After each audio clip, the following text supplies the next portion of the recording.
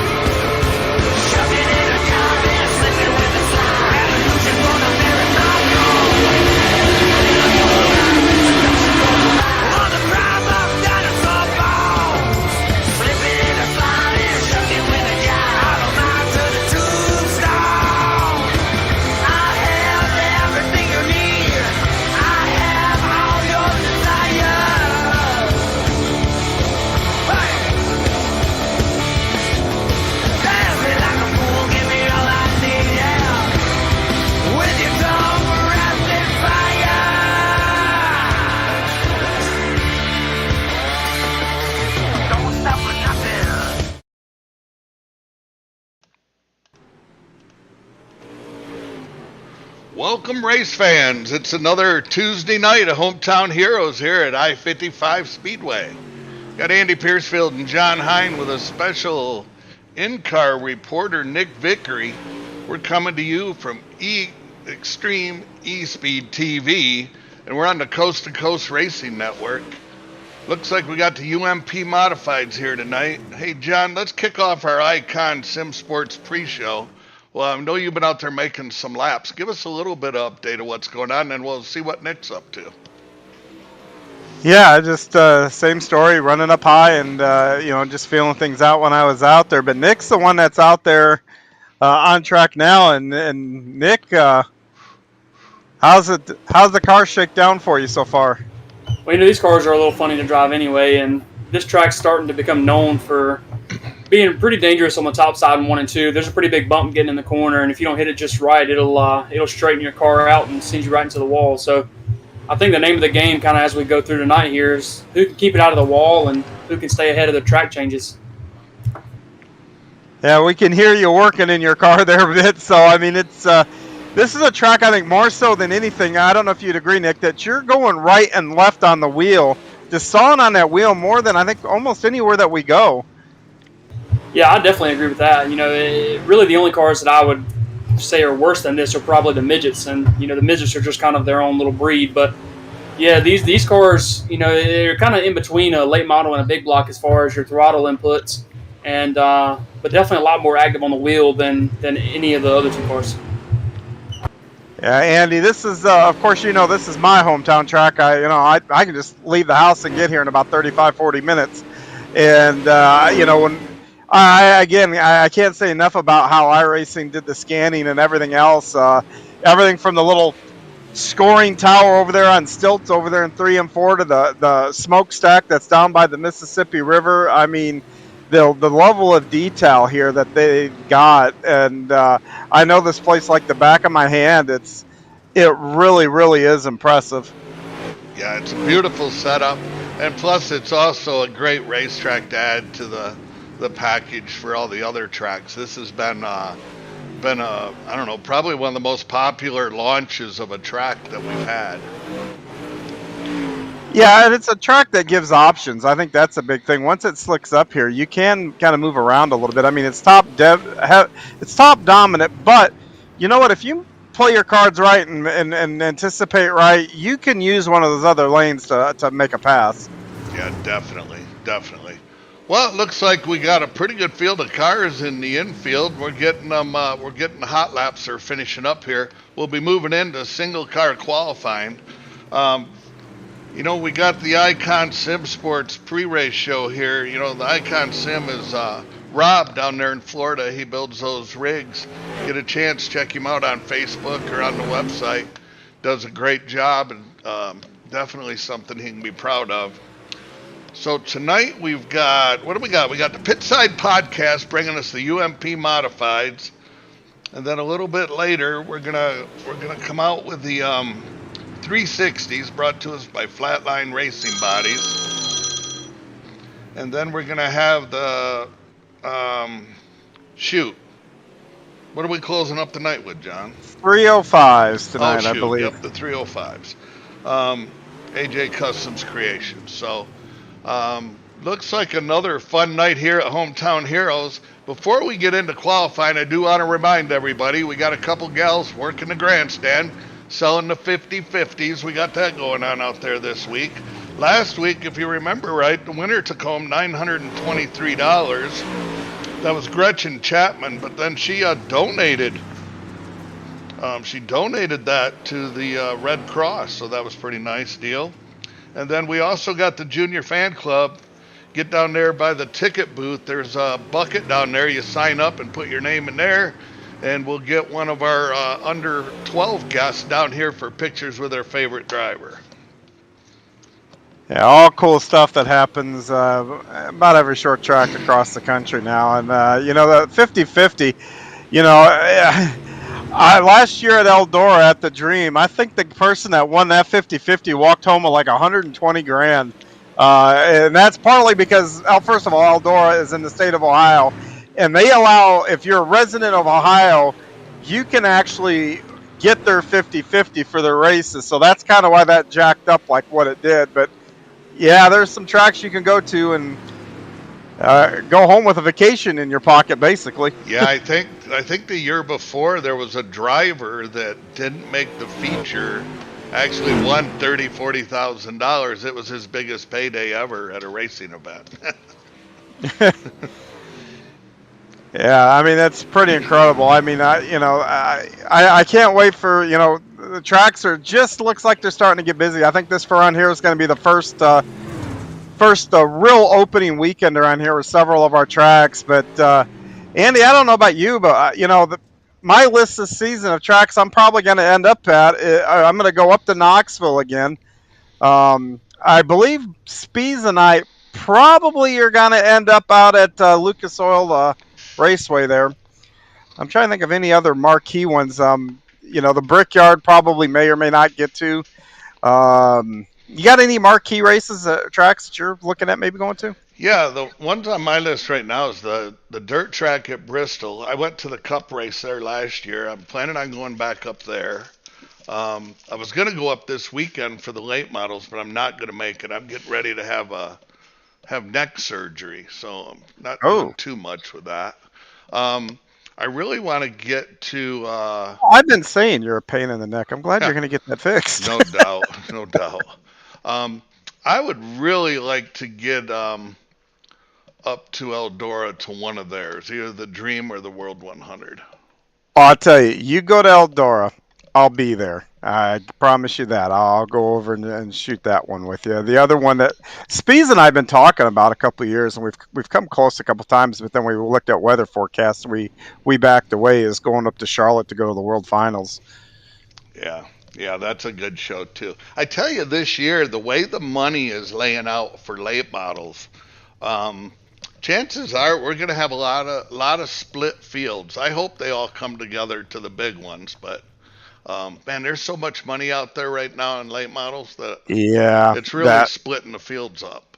yeah, that Castro middle of the week. I tell you that one thing about the Castro series, this season ours, they're coming back to Tri City and they're racing like on Wednesday night, and then the Cup and the truck and the all that are going to be over at Gateway here. So I got a feeling we're going to see a lot of NASCAR guys creeping around the pits, and probably maybe even Larson and the rest of a couple of those other cats that are going to probably be in those races there in some form or fashion, whether it be a modified or a late model and everything else. So that week that the Cup guys and the Xfinity and all that are here, oh my gosh, it's almost like a racing fan's dream.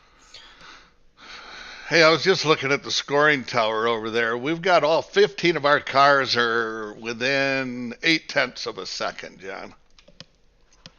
Yeah, and that's short track racing. When you're on a small track like that, it tends to bunch people up. But the good thing is that means when we get to heat races and everything else, everybody's going to be kind of jockeying for positions. Everybody should be pretty close together. And fun things can happen when guys are both all trying to get those same spots and get themselves into the feature. Looking at the amount of cars that are here, everybody will make it, but you definitely have an advantage if you can win one of those heats and start up front. I was fortunate enough to do that a couple of weeks ago and brought home a win. And I don't know that I had anything special that if I would have started fifth, sixth, seventh, I would have been able to come through the field. So I can tell you that these heat races are going to be very important because I think you pretty much almost want to start in these first two rows. You may see somebody come up further back from that, but I think that challenge will be very, very difficult. Yeah. Hey, back to a comment about late models. One of the things going on that I see this year is between the Lucas Oil and the World of Outlaws, and then when you throw in the Southern All Stars and the Ray Cook series and some of them, when they start paying $10,000, $12,000, it turns into there's 3, 4 nights, on a weekend. There's 3, 4 different places that guys can be, and I hope that it doesn't break down some of the bigger shows. I like to see them all there, right? So we get the full Yeah, competition. back when I drove, my eyes popped out of my head when I saw 5,000, 6,000 to win or something like that, or even a 10,000 to win show. Those were big shows back when back in my heyday. And not to sound like that old man on the fence and that, but good Lord, man, you watch these 5, 10, 15, 20,000 events in the middle of the week now, and I've seen some car counts to your point. A 10,000, 15,000 to win show with 20 cars that show up, 15 cars. It's just breathtaking. I can't imagine being a promoter, having that money on the line and see 15 cars come through the gate. Yeah, I think you're right. Maybe onto something there. And I don't know if there's a way that everybody can work together and that kind of stuff. Well, I do know they got the rules all standardized, and that Yeah. there again, when you take, some of the guys like if you take a Dale McDowell and some of them guys that are not chasing the points as hard, and you start pulling them out of them shows, I guess more the merrier. I just like to see all the good guys at the same place. I'm Yep. selfish that way. I totally get it. But hey, we got qualifying on the track here, and looks like Tater's going to be quick time so far with a 12:73, followed by Brandon Templeton and then Jeffrey Barker, 12:86. As these times are starting to roll on in here, and it's qualifying is important here. Like I said, you want to make sure you're one of those transfer spots, the invert spots, should I say? They're in the top four because that's your best chance to win a heat. And going back to that, you really want to start in one of the first two rows here tonight, at least for these cars. Steven Spees is out there on the track running a lap. Looks like Blake Chapman was out there and just finished his lap up out there with the grave digger. Yeah, Nick came in fourth here, and Nick, are you still running? Yeah, I just finished. Oh, you timed in at a 12:81. How the tracks change there from being on a slick to a little bit. What line did you run? Yeah, so when I loaded into the server, the track was pretty dry already. So it's really the first time I've seen a tacky track tonight here in the UMPs. But I ran about a lane and a half off the bottom, and when the track's tacky like this, naturally you think that you could just get on the gas a lot harder. But in these cars, you're actually going to lose speed if you just flat out floor it coming off the corner. So you really got to be careful with the throttle. It's really a big balance between spinning and keeping your momentum and your speed up coming off the corner. Yeah, and he did a good job here because he's going to start fourth, which will probably put him either probably in the second row of one of the heats. I'm going to believe because I think there's only going to be 2 heats. Andy, that'll be an advantage for Nick as his night gets started. Anybody that you're looking on our list here that have turned in a line that's kind of caught your eye here, Andy? Well, I see Greg Boydell's right up in there. Me or Andy? Andy, sorry. Oh. No, I was just kind of looking. Isaac Salas and Boydell are right up in there again. Andy, you got a copy? Yeah, I was just looking at the line too. That looks like Isaac Salas and Boydell both turned in pretty good laps. That's going to put them right up in the inversion, I think. Well, Heat 1 is making their way out to the track. And I think Nick worked it out just fine. Yep, Nick Vickery's going to start. Oh, outside front row. They're backwards here. Jeff Barker's on the pole with Blake Chapman and Tater Williams. It'll be Tater Williams' fast time in this heat race. We invert the top 4. Then we got Zach Chapman and Bob DeGood with Nathan Aldrich and Claude Fournier. I'm going to take Tater. You take Tater? I'm going to go with Vickery. I'm going to, I know he's out there going, don't pick me! Sorry, right, Nick. Sorry, Nick. I don't know how many times I've picked Nick to win, and I think almost without fail he's gotten wrecked, so it's got to go the right way tonight. So I'm going to pick him here on this one, but I wouldn't hold out Jeff Barker. And Zach Chapman, I don't think got the qualifying time he wanted. He's buried back in the pack here, so he's got a little bit of work to do. This is kind of a murderer's row. I didn't realize. Yeah, Blake Chapman's up there in second. He's fast and everything. This is our future winner could come from this heat right here. Green, green, green. And they're going to fire off turn 4. Nick with a nice start on the high side. Jeff Barker running the bottom. Tater Williams trying to get up around Zach Chapman for third. We got the first 5 guys are right there in a pack. Yeah, and you see the line that Nick's running. He is running basically his qualifying lap. No, Tater goes way up the hill into the wall and is going to go all the way back to almost the back of the pack. But as you see there, Nick's just running qualifying laps one right after another, and they're stacked up behind him, basically in his tire tracks with Barker second, Blake Chapman third, Zach Chapman fourth, and no relation between third and fourth place. But now look at Zach to the inside of Blake coming out of turn 2.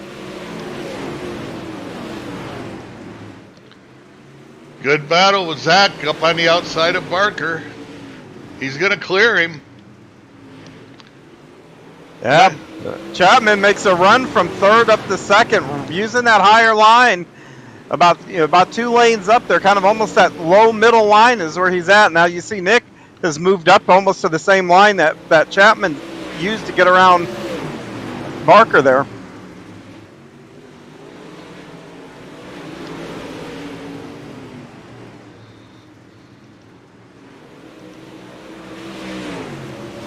Bob DeGood into the wall and collects Tater in the back. Troubles continue to mount for Tater Williams here early on.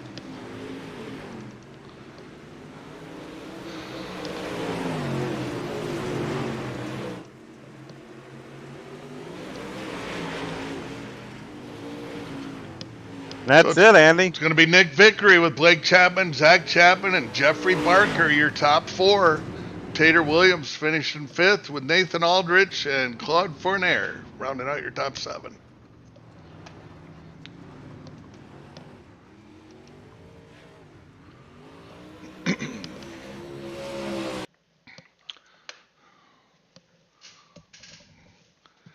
Heat race number 2. We got Randy Shrieves and G.J. Boydell in row 1 with Isaac Salas and Brandon Templeton. Fast time here in heat race number 2. And then we got Kurt Schatzer, Steven Spies, and Donovan Ross and Joe Canellis rounding out the field. Yeah, Kurt Schatzer's had a good week already. He won the Raiders race on Monday night in dominating fashion. Last night actually over up at Fairbury, which Fairbury's just up 55 from here. Actually, you just have to go straight up. So I mean, not a far jump to come on down here the next day. But I tell you, another tough heat here. Who do you like? I am gonna take Brandon Templeton.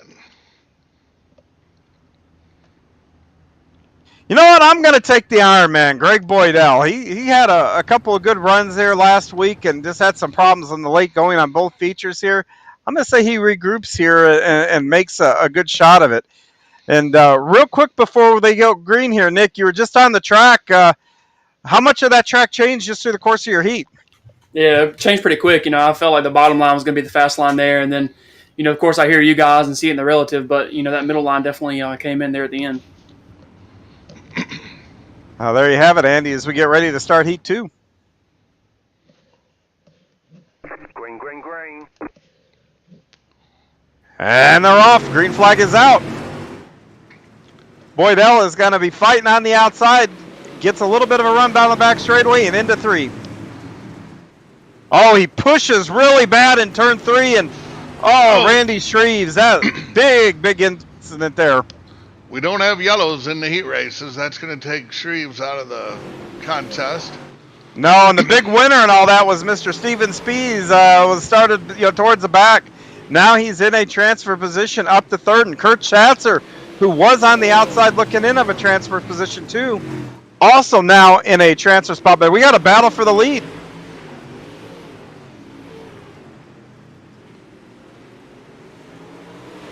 See Greg Boydell continue to fight what I think is on the preferred line about that middle line up. But you see Brandon Templeton on the inside here. Keeps sticking his nose in there. Yeah, I wish he'd move up and follow him in one time. Yeah, me too. Then the guy that I picked is going to be out front and uncontested.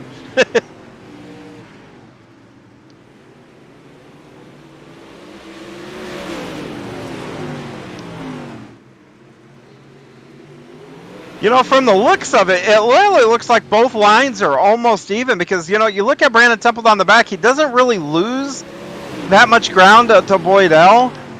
He just doesn't have enough to get around him, though.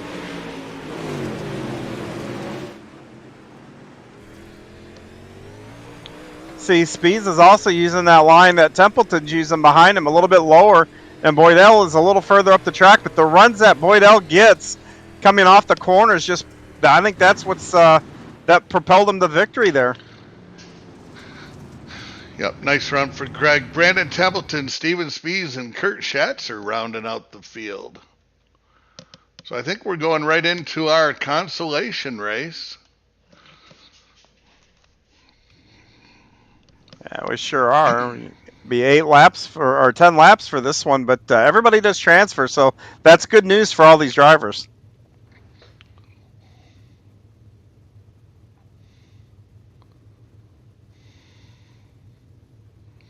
All right, this B main is brought to you, all of us, by the Flatline Racing Bodies.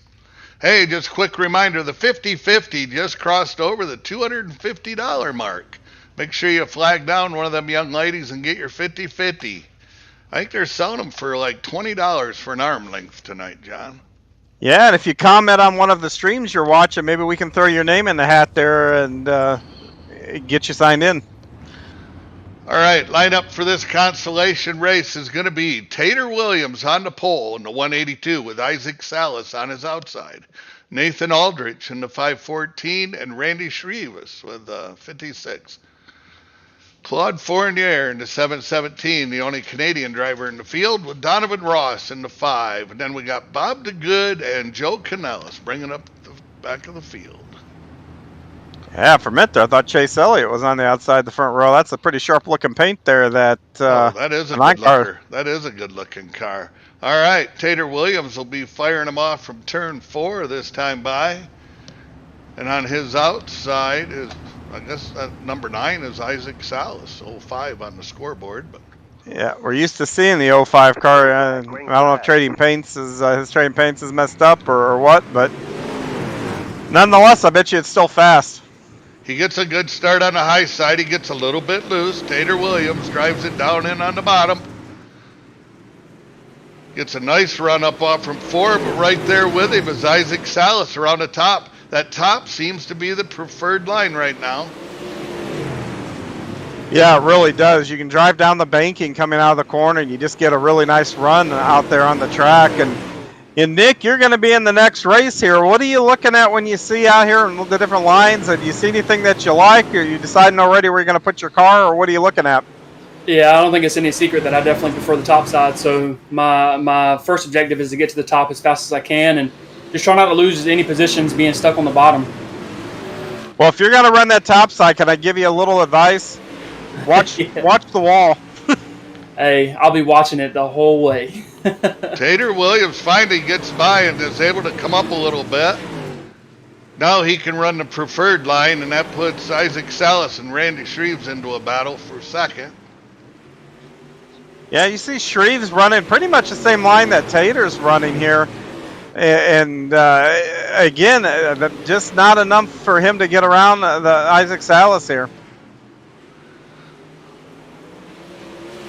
Nope, good battle. We're going to drop back and see what we got going on back here with Nathan. Somebody just got up into the fence. Was that I think Nathan? it was Nate.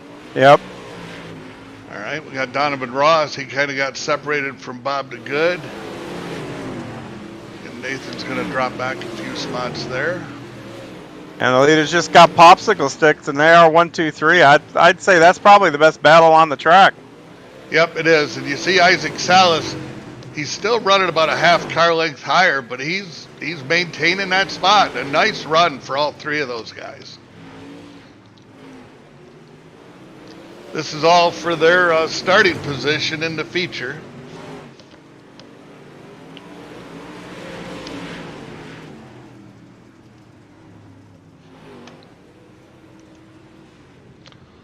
All right, Tater Williams, Isaac Salas, Randy Shreves, Donovan Ross, Nathan Aldrich, and Bob DeGood.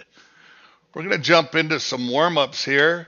We're going to take a quick break, throw up a couple commercials, and we'll be right back. This is the Bleacher Bums on Extreme eSpeed TV here on the Coast to Coast Racing Network. People want to have a one-stop shop. They need us for now all these different services, not just the heating and air side. When things are going wrong, you want the company that's going to be able to get things done as fast as possible for you. Today we're going to be in over 600 homes.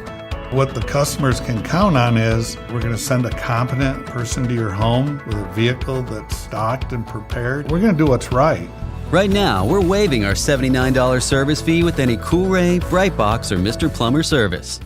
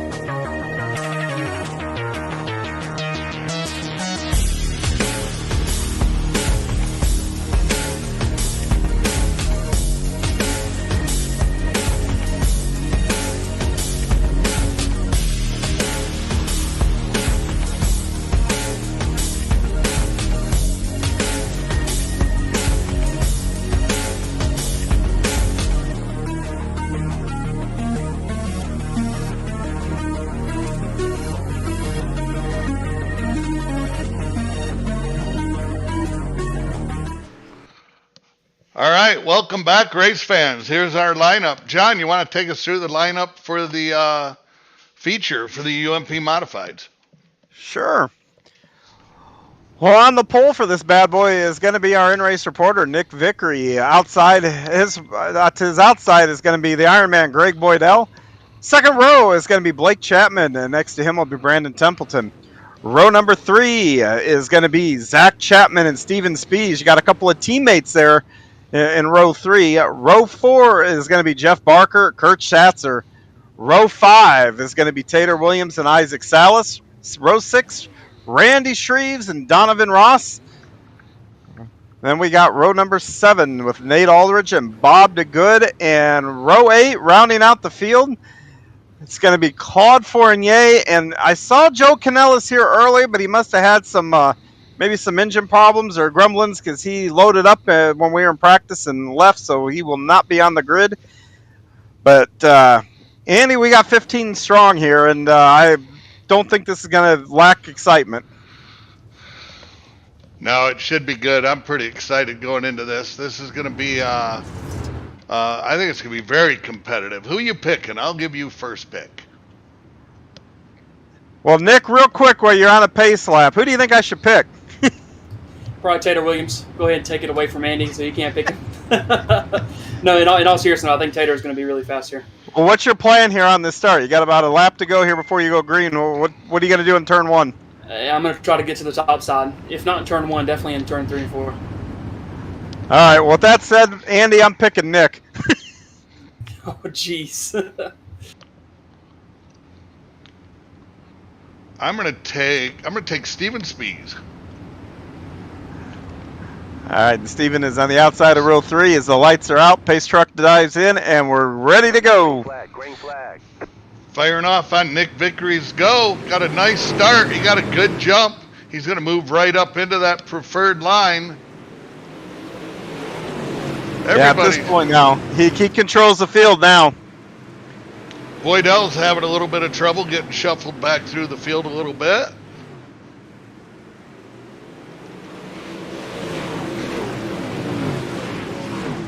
Well, right now, you definitely see 2 lines, especially over 3 and 4, high and low. Same thing over here in 1 and 2. So you got guys that are trying to make passes, running a little bit lower. But look at Steven Spees. Started in 6th, is already up to 3rd. He's got that Cool Race sticker on there. I'm telling you, Nick would put one on there. It's worth about 1/10 and a half, Nick. Yeah, and I tell you, Steve, it looks like he's got that extra 10 and a half way. He's shot up through the field.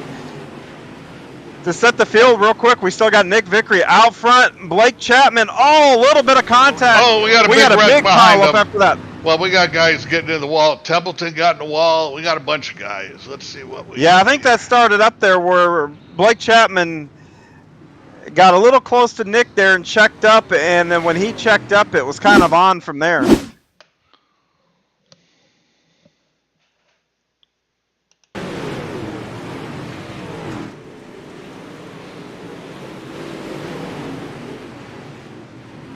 That's a big break for Blake Chapman because he was set to fall probably to 7th, 8th place. So there he's going to get that 2nd spot back. As Nick continues to lead here. And real quick, Nick, we're under caution. How much does the track change just from practice to when you guys fired off here? Quite a bit, actually. I was running the middle line. There was still quite a bit of grip there. And, when I went into turn 1, I was actually pretty surprised with how high the line had already gotten. So I'll see how it plays out here as the feature progresses.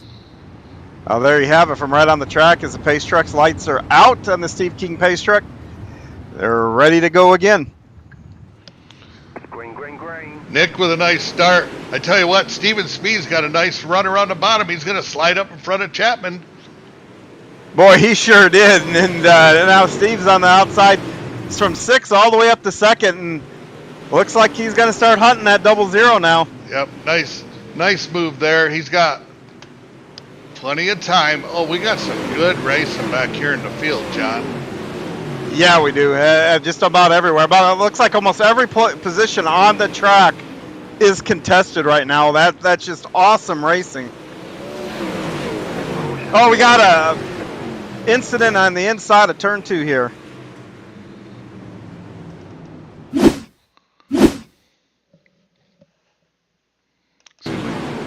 catch it with our Cool Ray replay here. I think it might have started when Bob DeGood got a little bit sideways into the corner there, and yeah, nosed it in the inside wall, and that left Nate Aldridge and the number 5 of Donovan Ross with nowhere to go.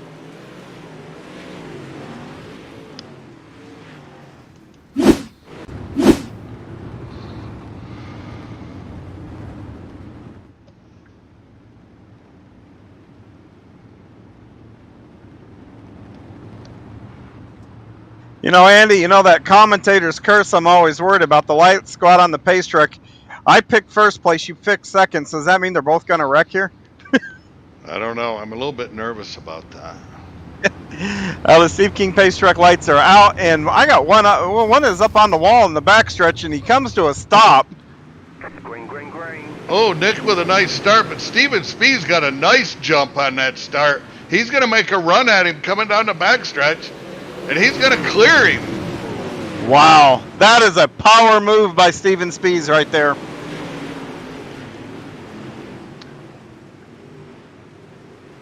Very impressive move right there.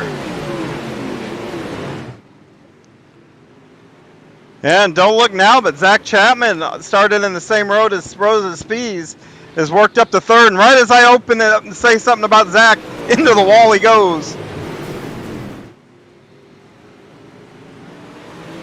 And then he disappeared. I tell you what, John, Tater Williams has quietly got himself up into third position.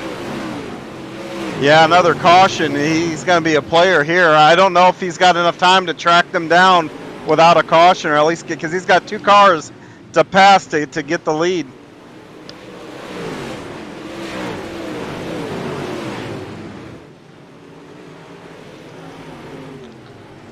Steven Spees is checking out a little bit, if you want to call it that. A 3-4 car length lead is big with these. Yeah, he did. Nick lost a little ground there when he went to the bottom of 1 and 2. Now he's got to regroup, and by doing that, though, that puts Tater Williams almost right on his bumper.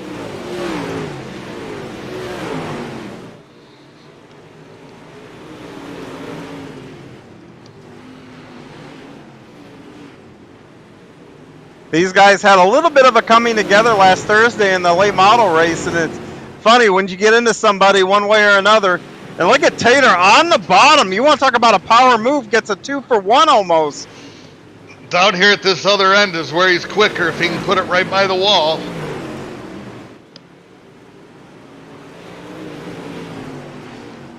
Wow. Yeah, he's got that bottom in 3 and 4, but 1 and 2 looks quicker on the top.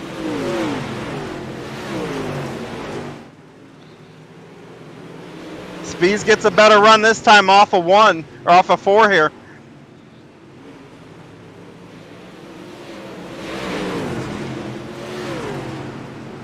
We now have a 4-car battle for the lead as Brandon Templeton is now on the back of Dick Vickery here. So we got 1, 2, 3, 4 under a blanket at the front of the field. There goes Tater. He's going to try it down there at 3 and 4 again. And Templeton follows him, but Templeton, it doesn't get as good of a run as what Tater does on there. And that was it. The checkered flag. I'm sorry. I want 10 more. I want 10 more laps. Keep going. Wow, what a race. Now we're going to have to talk to the guys that run this track and maybe bump that to 30. My goodness, what a finish. Oh, my gosh, that was a great race.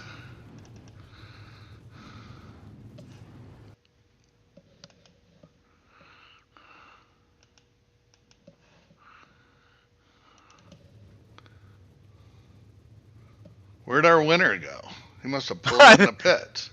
No, he was up there, and then all of a sudden he wasn't. He wins the race, and he's not going to get his any glory for it on the social media here. It looks like. He said he had to go get ready for that 360 race. Yeah. Evidently, you don't know Spees that well. He doesn't like those open wheelers.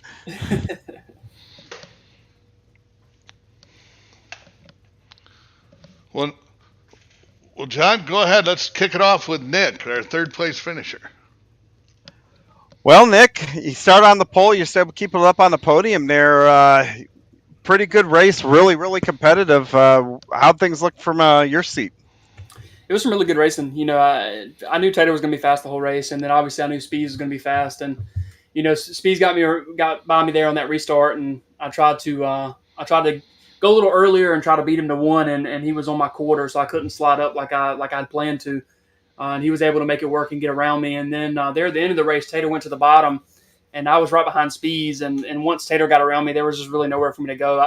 I think they were both faster than me, so I don't think it would have mattered anyway, but.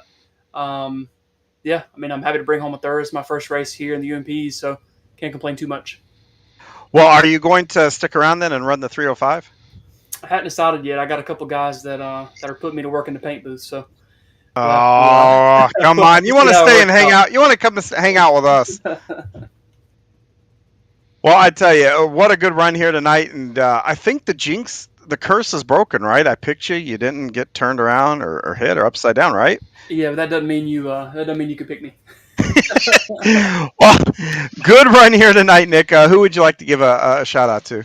Definitely got to shout out Spartan Racing. I was the only one here tonight, but maybe here in the 360s or 305s, we'll get some more guys in here. But after that would be VMR Wraps. If anybody out there has any wrap needs, definitely come check us out on Facebook at VMR E-Wraps.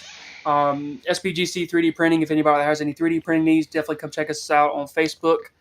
After that would be Miriam Machado Spa, my wife, for letting me do this, and then of course you guys for putting on a great show every Tuesday. Hey, Nick, it's Andy. Just got one comment, buddy. Both those cars that finished ahead of you got Cool Ray on them. That's all I'm going to say.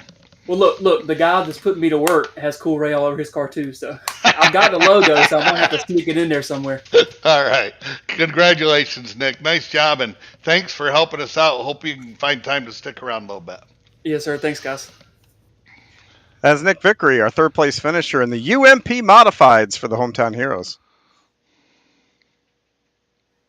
And now we've caught up with our second place finisher, Tater Williams. Tater, man, you made a run through that field. Tell me how you did it. I was just trying to be easy on the throttle pedal. That's it. I've started kind of mid-pack to the back these last couple weeks and had to drive my way through. And last week it just didn't go my way. And this week we're one step closer. So hopefully next week, wherever we go, we can get one spot better. Yeah, you made a beeline on that bottom. You almost got 2 for 1 there to go from third to first. I didn't see you really try that before. Were you surprised the first time you went down there and you were able to make up that much ground down there? Well, at the start of the race, I went down there just because I was like the only lane open. But I went back up top just to keep up with the pack, and I was hoping that the bottom would come in a little faster because I knew I could run it pretty good. But I was able to get up to 6, I think it was, and then we had that restart, and I guess they got into it on the outside. And I slid them. I knew I had a gap, and ran down the 2 leaders up there, and they were on the top, and I had to try something, so I went to the bottom. And, I guess that's all she wrote. Well, nice job tonight. Like I said, you passed a lot of cars. I was pre-race saying, if you're not in the first couple of rows, that task of getting up to the lead there is going to be monumental. You almost proved me wrong, but what a great drive you had. Anybody you'd like to give a shout out to? Yeah, first of all, Andy Piercefield over at Cool Ray. Got to thank all my guys back in Chip Bangers Racing. Banging Sets. We're starting up a new setup shop. Hopefully that goes well. I got to thank Holmes Cuts, B&B Baits, just all my guys back in the shop. Yeah, I think I saw your guys' Bangin' Sets thing on Facebook there. Just real quick, give that a good plug here. Is it? I think it was like $15 for a set, and you had multiple sets. Kind of tell me a little bit about that real quick. Get a good plug in here for it. It's Bangin' Sets by Chip Bangers Racing on Facebook. We're $5 a track per setup, so you get 3 setups, tacky, heat race, and a slick feature setup. And we're just trying to help the average iRacer out and maybe get them better. That's awesome. Well, hope everybody goes out and gives them very much a like and a share out there on Facebook. Tater, good run here tonight, and I guess I'll see you tomorrow night at Bristol. Yes, sir. We'll see you. Hey, congratulations, Tater. It's Andy. Thank you, Andy. Way to run, buddy. Put on a great show. I appreciate you. Once again, Tater Williams, our runner-up in the UMP Modifieds.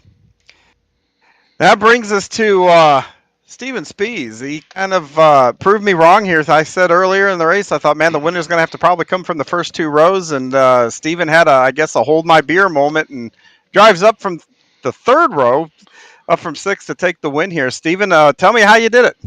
Hey, wait a minute. Steven, just so you know, I picked you. I appreciate that, Andy. At least somebody here cares about me.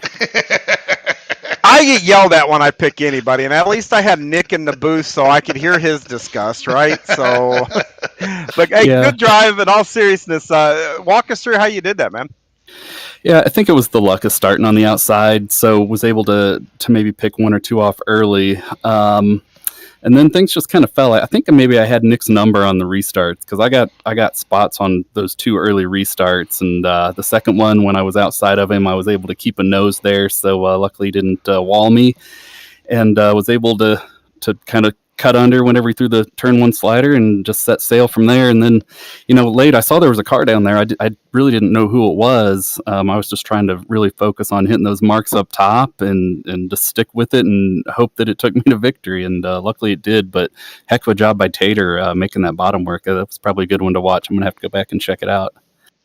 Yeah, my eyes bulged out of my head when I watched him dive. He was all the way on the wall. I mean, probably could have stuck his hand out the window and touched the wall. And he's making some good runs down there. But again, you're able to drive up through the pack there after, your heat race. You had a bit of luck there. You're towards the back, and you're able to get into a solid transfer position. And all in all, I'd say that's a pretty good night. Are you going to stick around and run the 305s? I mean, I know I shouldn't be asking, but I already know the answer, I think. But come on, you want to make it. You want to make it 2 for 2, don't you? No, I got dinner sitting upstairs. I got to go eat. That's way more fun than driving tractors. But I know a lot of guys enjoy them. They're just not my car. Well, they're not tractors; they're sprints, and you do have a microwave, right? Come on, everyone thinks you're a coward if you don't do it. I mean, peer pressure, right? Color me yellow, call me chicken, whatever. It's all good. I choose spaghetti over 305s every time. Understood. Well, hey, good run here tonight. Who would you like to give a shout out to? I'd like to give a shout out to Cool Ray and Andy Piercefield for supporting me and choosing me and supporting me, thinking I can win this race, trusting in me. And Gambler Motorsports, except for John Hine, who did not pick me and doesn't believe in me.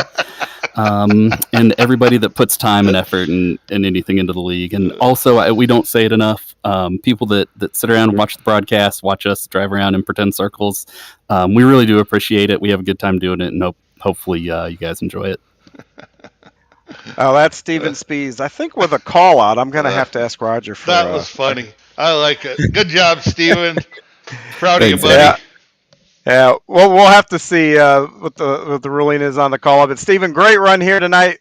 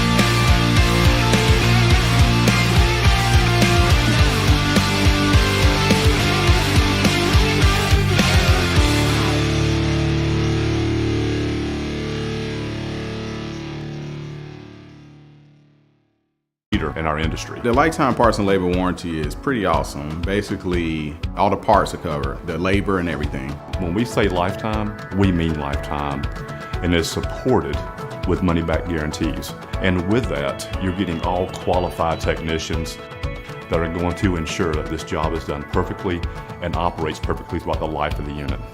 Learn more about our Coolray lifetime parts and labor warranty at Coolray.com. Coolray and Carrier. Turn to the experts.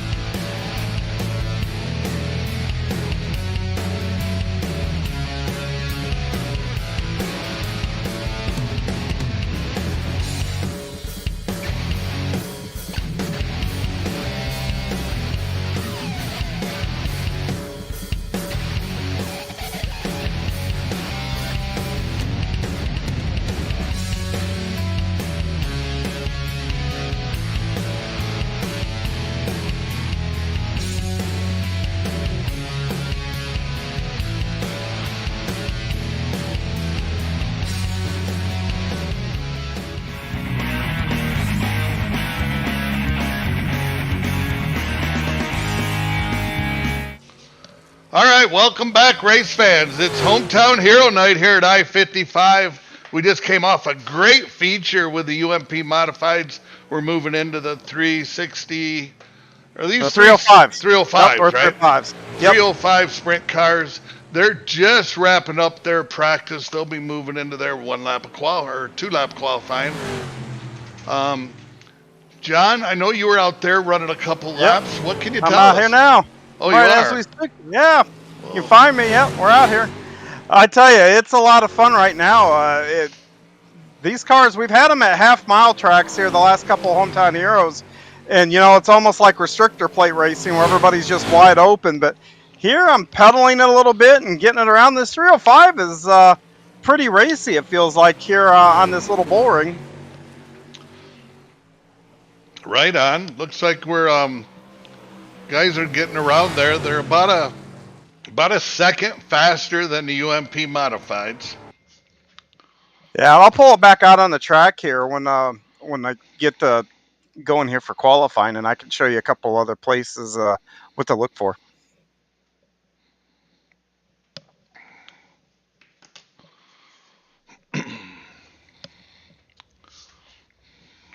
I'm rolling out right now, and this track here is I go into turn 3 here. We saw Steven get really good runs coming off for the starts here. There's two ways to approach the starts here on restarts. If you're up here on this wall, there's a long way to go down. As you see me nose down the track, you can see the hill. You can really use the hill to get an advantage under single file restarts or even double file if you want to get the field up the track. But down here in 1, first thing I want to point out, right here, this wall comes out a little bit, and it's easy to catch the wall there, right before that opening. And when you do, it can really mess you up, and you can get up here by where this light is, and next thing you know, you're tapping the wall. So look for that later in the feature for kind of a trouble spot.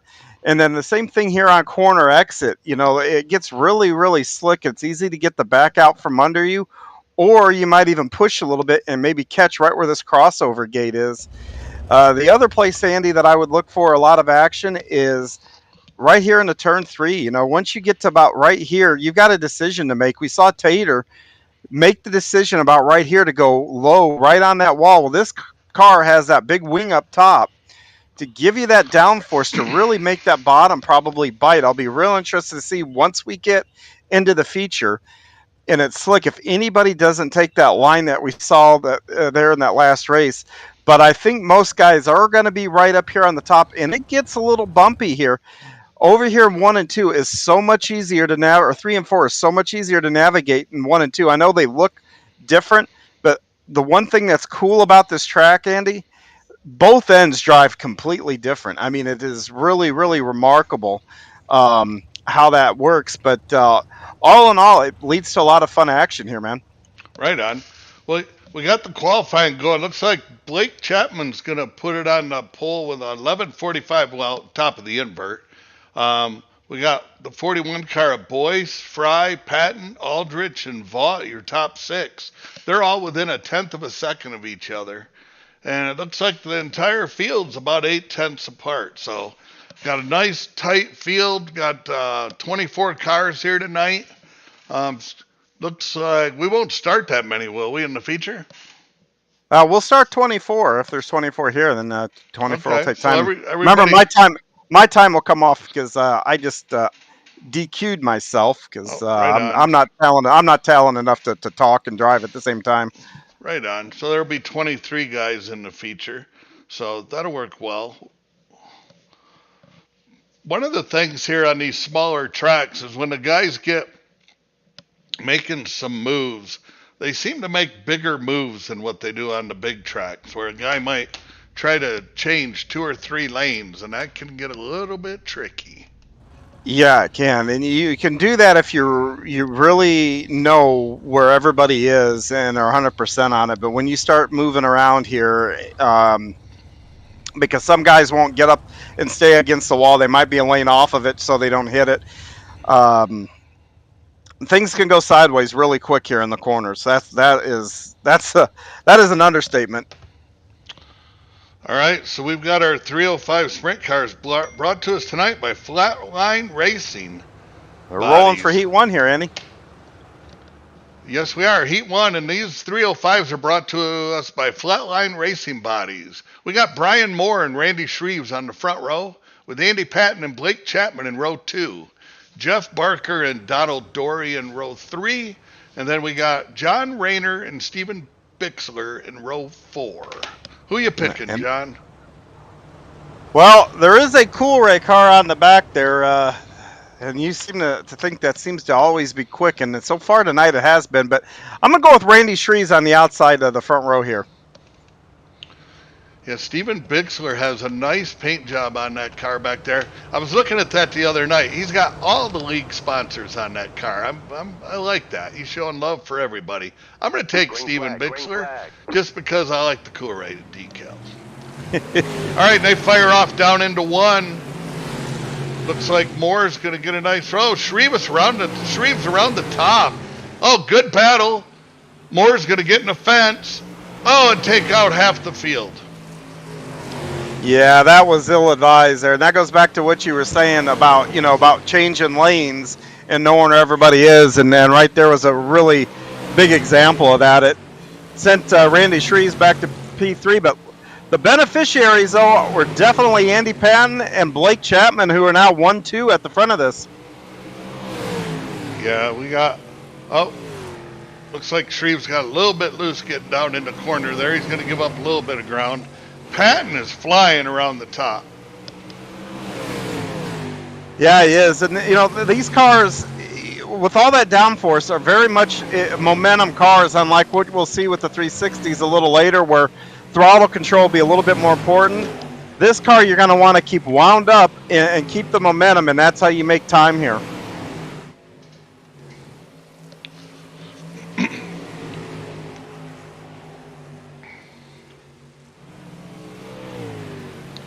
Andy Patton still continues to lead them around. They're all running about 2 grooves up off the bottom. Chapman and Shreves are following him around. Shreves running a little bit higher, trying to find some traction. This is the final lap, and there we are. We got Andy Patton, Blake Chapman, Randy Shreves, and Jeff Barker, our top 4. And that'll punch their ticket straight to the A main here a little bit later on, with Andy Patton securing the pole for the main event here tonight.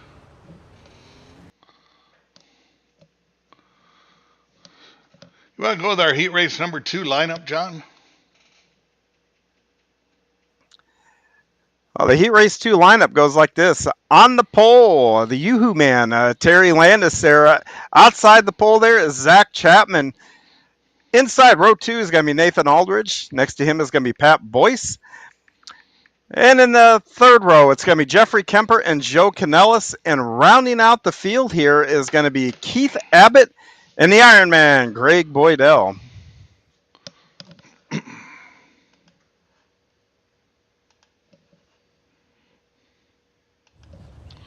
All right, and they're rolling off.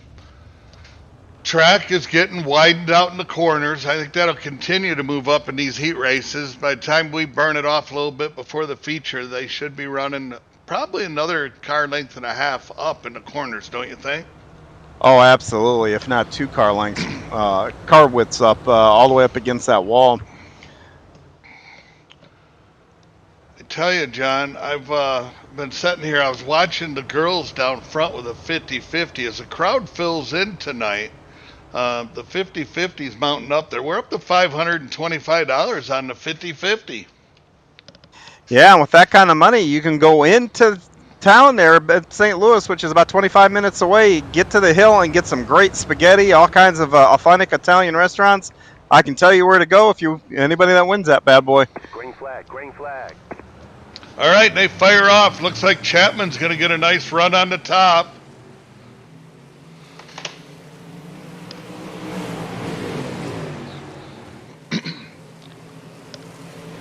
Terry Landis battles back, takes the lead. Running a nice line right around the bottom. He looks really quick right around the bottom. Yeah, he's got that car pretty straight, and it's just hooking it right in the center of the corner, and he's doing a really nice job, and has actually gained a car length, and he stretches it even further going down the backstretch.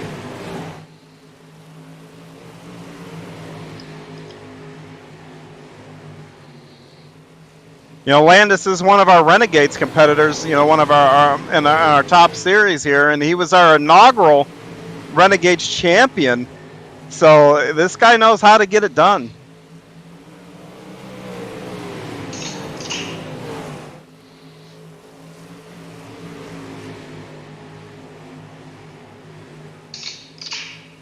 I think he even won a midget championship maybe last season or something. Either first or second in it, but yeah, he's getting it done here in Heat 1. He just continues to stretch that lead over Zach Chapman.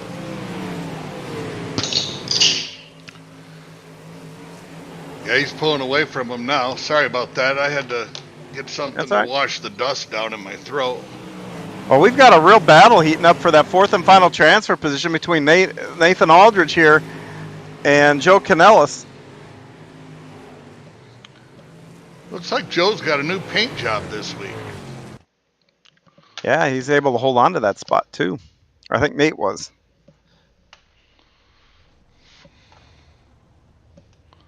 To recap the finishing order of that last race real quick is Terry Landis, followed by Zach Chapman, Pat Boyce, and Nate Aldridge to round out the top 4, all going to the main event here tonight. And we've got one more heat to go here, Andy. Yep. Got Bob the Good starting on the pole with Donald Ross on his outside. Daniel Vaught with Kevin Fry in row 2. Bob Curtis and Steve Maurer in row 3. And Claude Fournier in row 4 all by himself. Got one Canadian. Where's Roger tonight? The Canadians need some help. Yeah, I don't know where Roger was. I know I've gotten a couple of texts from him. I think he's out of pocket, so I don't know that he's going to be here tonight, but I'm sure that he's either watching or will eventually watch, so want to wish Roger well, and nothing wrong with him, but just tell him we miss him, and hopefully we see him back here next week.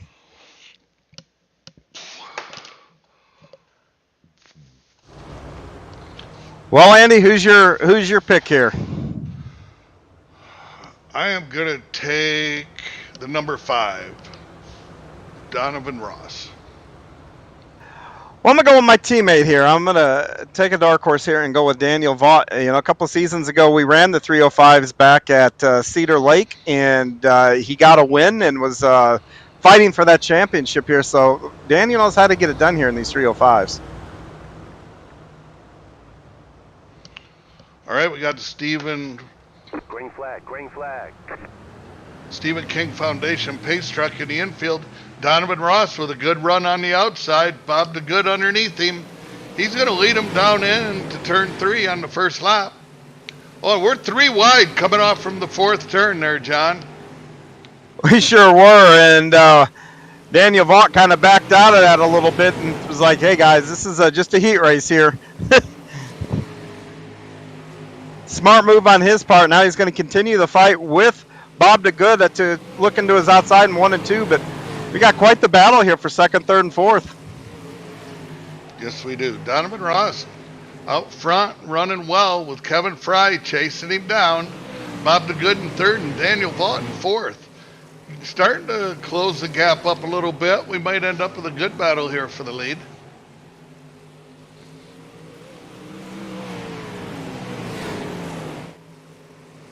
Yeah, Donovan and Kevin are two of our quicker guys, I would say, in this league here. And both these guys definitely know how to get it done here and are showing the way here early. But, man, I tell you, that battle for third and fourth, though, they keep dicing a little bit here.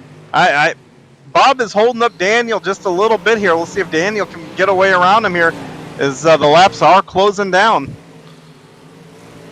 Yep, good battle there. Like you said, Daniel Vaught seems to be a little bit quicker, but you got to find a line to get around him. Yeah, and it doesn't look like he's going to do that, but he's still going to transfer into the A, coming in fourth. But what a nice heat race there. Donovan Ross winning, Kevin Fry second. Bob DeGood brings it home third, and Daniel Vaught is our final transfer driver for that heat. And now we're going to roll right here into the B main.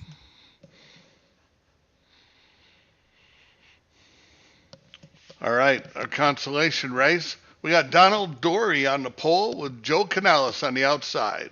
Stephen Maurer and Steven Bixler in the Cool Race 75 car starting fourth. Jeffrey Kemper and Bob Curtis in row 3. John Rayner and G.J. Boydell in row 4. Claude Fournier and Brian Moore. And then we got Keith Abbott in the 74 bringing up the rear.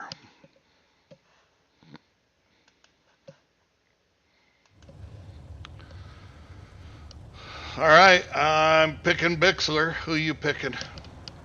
Well, I'm telling you, I walked down to the fence to get a good look there at that 75 car of Bixler. That is a sharp-looking car, isn't it? Yeah, he's got everybody on there. I like it. Well, let me look at this lineup here. I haven't had much luck here picking anybody. Oh, I just saw another Cool Race sticker. Uh-oh. Now you're going to be conflicted. Yeah, it's on Joe Canales. Has it up on his inside of his wing. Then I'm going with Canales. I saw him pick up a win in these open wheelers one of these afternoons, either earlier this week or last week. So, yeah, I'm going to go with Canales there.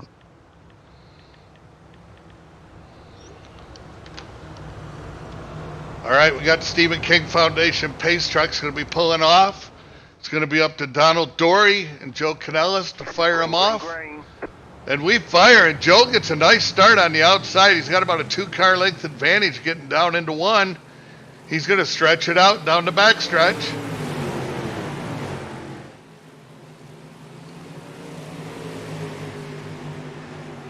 Well, he's just getting a really good jump out of the exits, corner exits here, and just stretches his lead every time they come out of a corner. Nice run here by Joe Canales.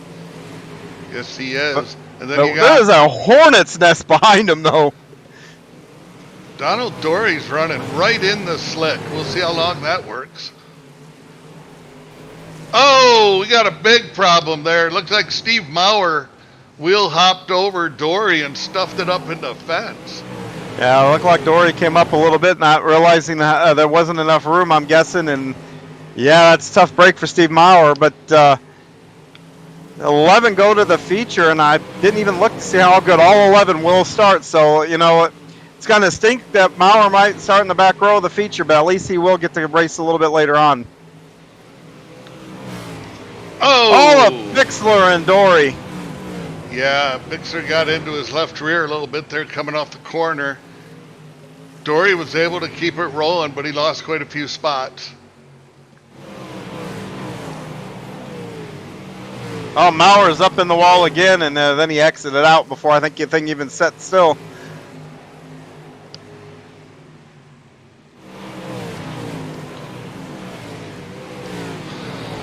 All right, we're coming by. Popsicle sticks this time by.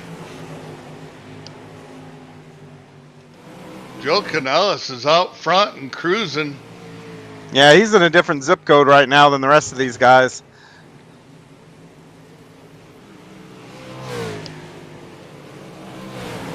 Nice battle going on here for second, though, as they come around for the checkered.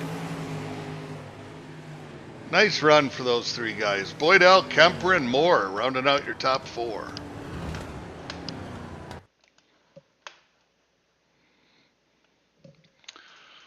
All right. We're going to leave it right here and let the cars run around and set the pace.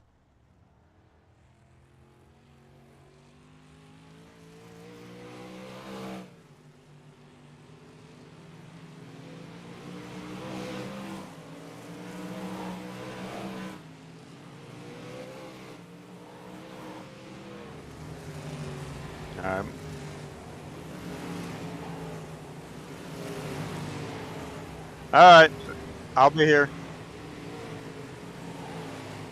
Yeah.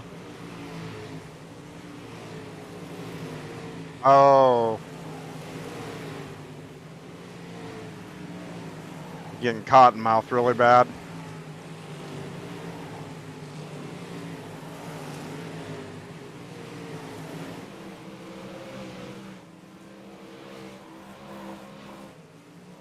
That sucks. Well, get up and go get something to drink real quick.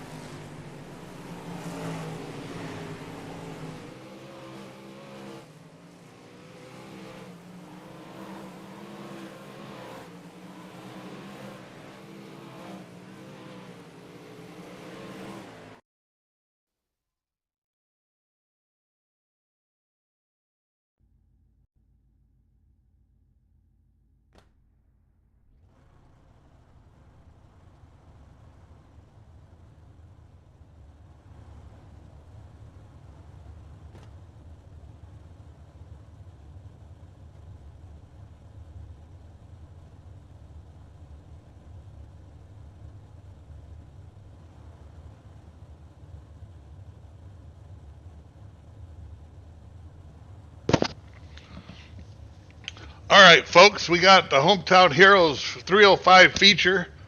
We got Andy Patton starting on the pole with Terry Landis on the outside. We got Donovan Ross and Blake Chapman in row 2. Zach Chapman and Kevin Fry in row 3 with Randy Shreves and Pat Boyce in row 4. Bob DeGood and Jeffrey Barker and Nathan Aldrich and Daniel Vaught in row 6. Joe Canellis and G.J. Boydell in row 7 with Jeffrey Kemper and Brian Moon in row 8. Bob Curtis started 17th with John Rayner rolling off in 18th. Donald Dory, Claude Fournier, and then Keith Abbott and Stephen Bixler in row 11 with Steve Maurer starting 23rd, starting shotgun on the field. Well, John, who's your pick? You know, I'm going to go with the old wily veteran on the outside row 1 there, Terry Landis. All right, the Stephen King Foundation pace car pulls in. They fire off on the green.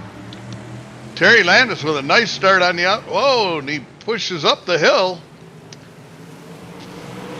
Patton's going to get out in front, but he's right in the middle in the slick. Let's see if he can get up. And he does. He pulls right up in front of Landis. Whoa, he gets a little bit loose. Landis hits the fence. I hate that when you follow the guy and you hit the wall.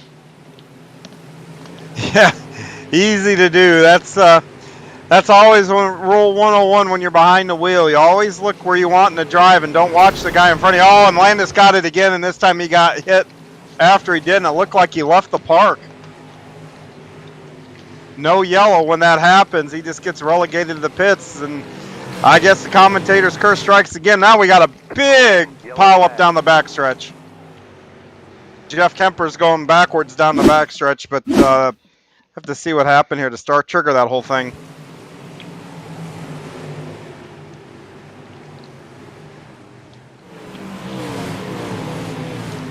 Oh, we had one get up into the fence, and then G.J. Boydell checked up and got hit. And yeah, it started with contact between Jeff Barker and Bob DeGood there. It looked like Bob might have gotten a little bit loose, and Kemper, or not Kemper, but Barker was right on his tail, and then just bam.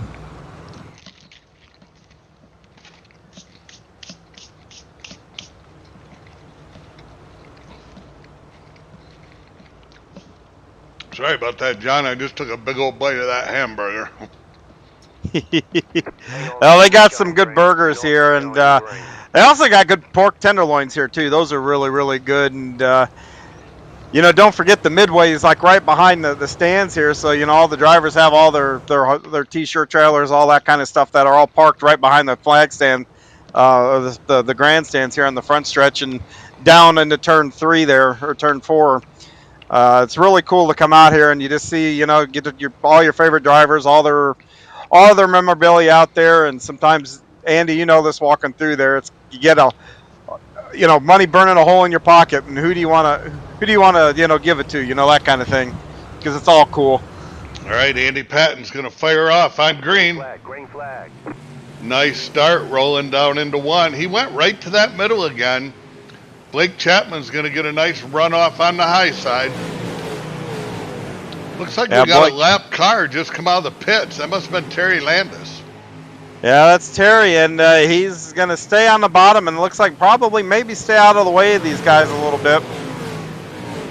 It's hard to know because Terry runs down there, and he's always wicked fast on the bottom. If anybody can get that bottom to work, it's Terry. Yeah, I'm feeling that Andy Patton's putting himself in a pretty high-risk spot there, running the slick and kind of coming up halfway, coming off the corner. Yeah, and right there you see his car kick loose on the exit there, getting into the throttle. That's going to open up an opportunity for Kevin Fry to just drive right around him on the outside. Zach Chapman is up to 4th. And Zach's going to move right into 3rd. Yeah, they're starting to get around him now. Andy's got to move up. Yep, he just did. It's good to see Zach up here in 3rd. He's not a big fan of these cars, but having an outstanding run here. Caution, yellow flag. Oh, we have caution. It looks like down in turn 1.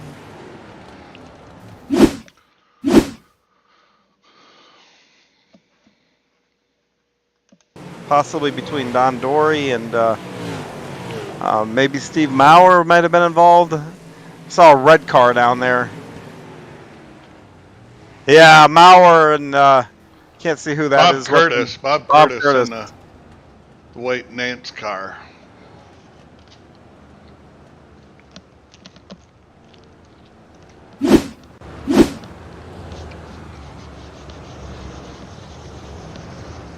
That's also what can happen. You're talking about running the slick in the middle there. That car just traveled up on the 12 there and just pancaked the 888 there, Steve Maurer, against the wall there, and tough break again for Maurer.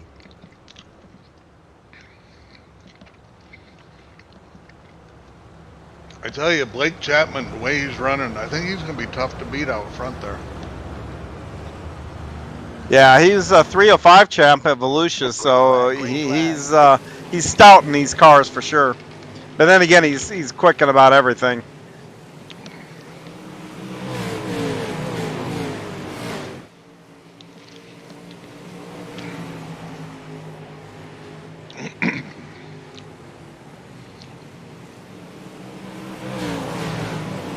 Top 5 guys are running right there in a pack. Andy Patton's still trying to make that bottom work. Yeah, it just doesn't look like Andy is comfortable being right up on that wall there. It's sketchy up there, and it's very, very difficult not to catch it. And Andy's probably doing the smart thing and staying on the bottom. It minimizes the risks. And if those guys, make a mistake, he will drive around them on the bottom. Zach Chapman's trying to get a slider to move him up into second. Whoa! And we have a wreck under caution.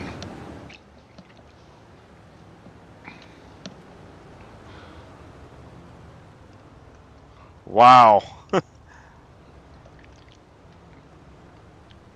Like Steve Bixler got really loose, and the 74 came out, left Jeff Kemper nowhere to go, and then Zach and Donovan Ross there as the pace truck comes out, and that was just a bang bang. I think both guys kind of, going for maybe like the same spot at the same time there. Neither one of them had their blinker on. Nope, neither guy was waving his arm out the door. Hang on. Not going green. Yeah, they're still sorted out and trying to get around the pace truck there, it looks like.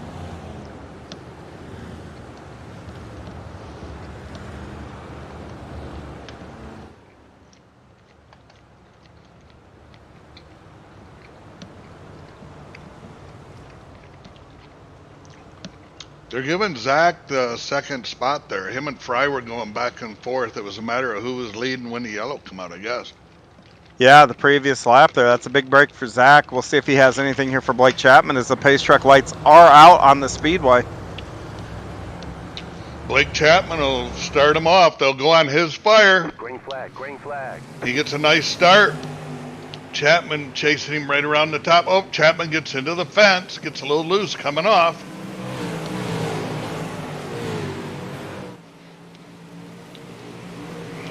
Yeah, Andy, I've got out of my seat there in the stand, and I'm actually over in turn 4 now. Oh, we got caution again. Looks like maybe Terry Landis this time.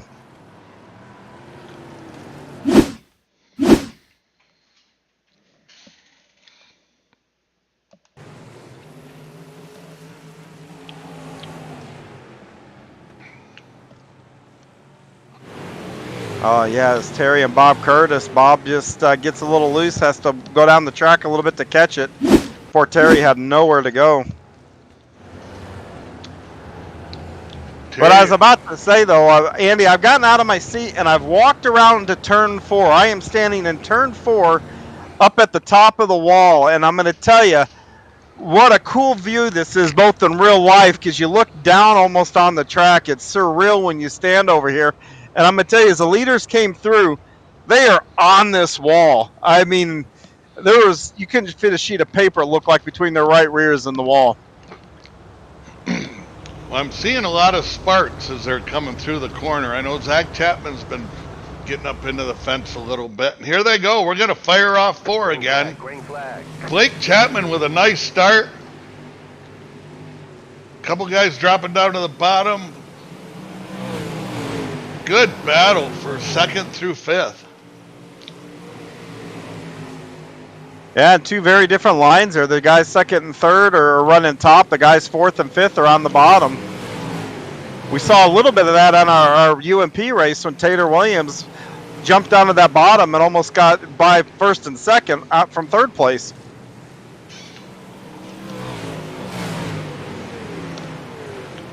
Well, Chapman got into the wall a little bit over here in 4.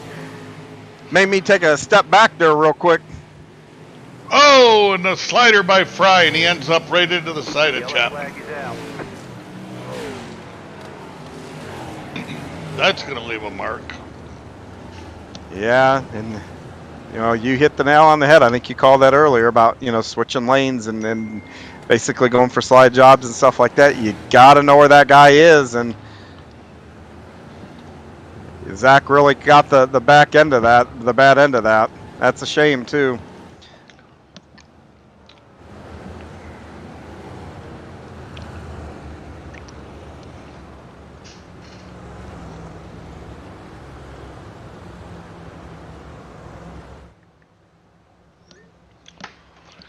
Yeah, he had.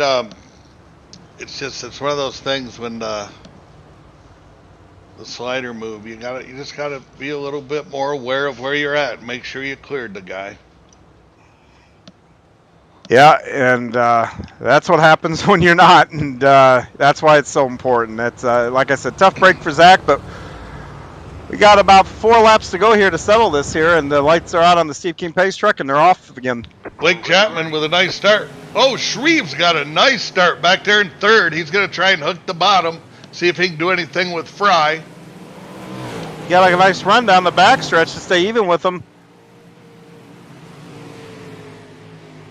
He's almost got that bottom working like Tater did.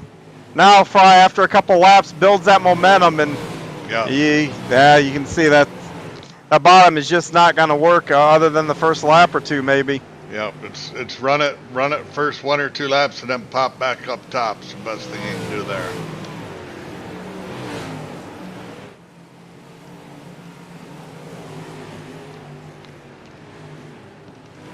All right, we're in our final lap. Fry is hanging with Chapman, but Blake Chapman's just smooth as can be up around the top. And that's for the checkered flag too. He did not miss his marks at all.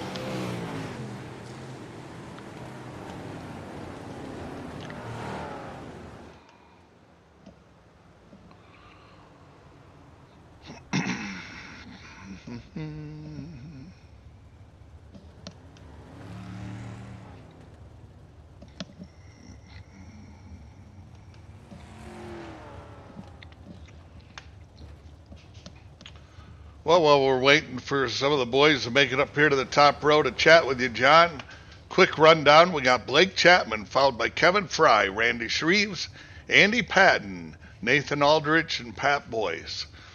Daniel Vault, Bob DeGood, Brian Moore, and Jeffrey Barker rounding out the top 10. Claude Fournier, Joe Canella, Stephen Bixler, John Rayner, G.J. Boydell, that's your top 15. Keith Abbott, Donald Dory, Steve Maurer, Terry Landis, Bob Curtis, Zach Chapman, Donovan Ross, and Jeffrey Kemper.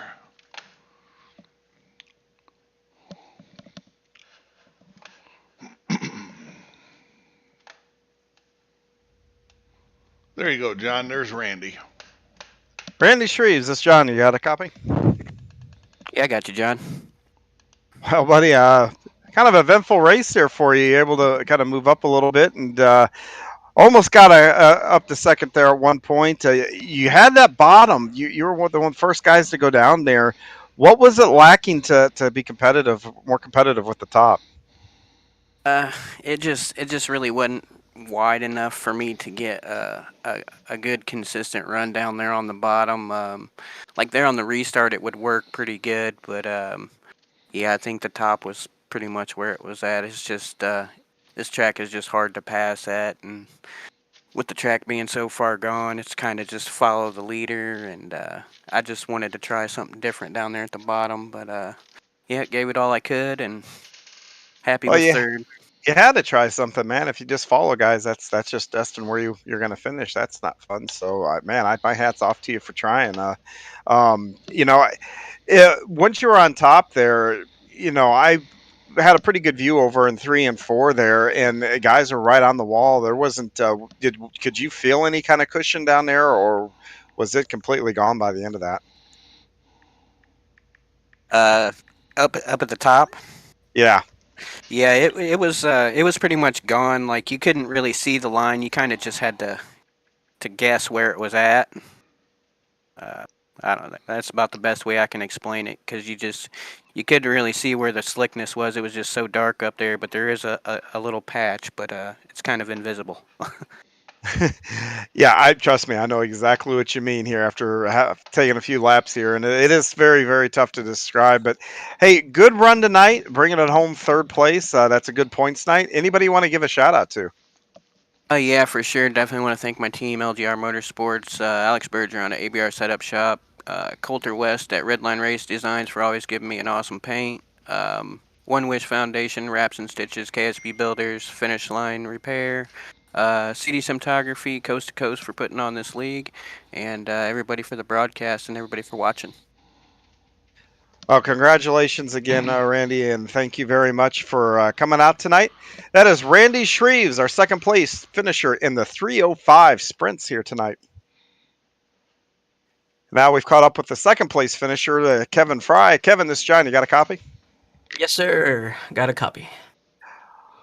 Well, you got her up to second, one short, had a little contact there, but all in all, somewhat successful night there and bringing it home in second. Walk me through your race.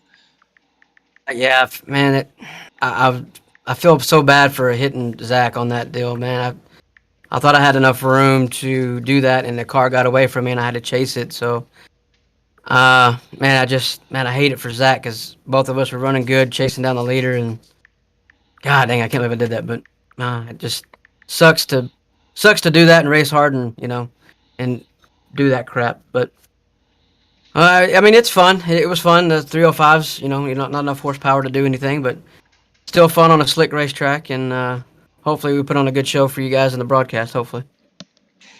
Yeah, it was entertaining. I mean, it was tough to pass, but it seems like there was moments there when guys would either maybe just get it a little loose, and if you're in the right spot, you could get around them. And then I know that makes it really sketchy because you got to be almost right on somebody's bumper. So when they do make that mistake, you got to be careful not to get into them. But in the same token, you can pass them when that happens. But you guys made it exciting, and I tell you, you know what? It was one of those where I think if you had a few more laps, it would have been interesting if you could maybe run him down. It seemed like once you kind of got in a rhythm, it looked like after a restart you needed maybe 2 to maybe 3 laps to hit that rhythm. But did you feel like you were gaining on him there at the very end?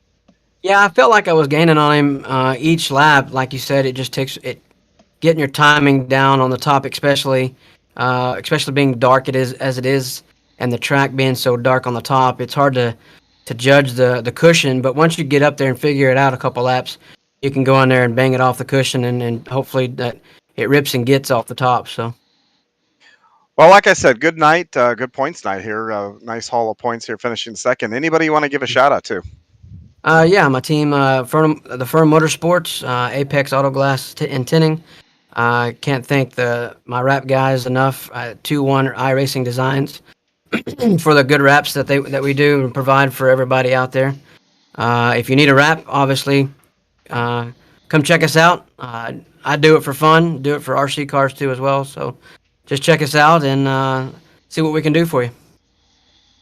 Oh, that's awesome. Once again, that is Kevin Fry, our second place finisher in the 305s.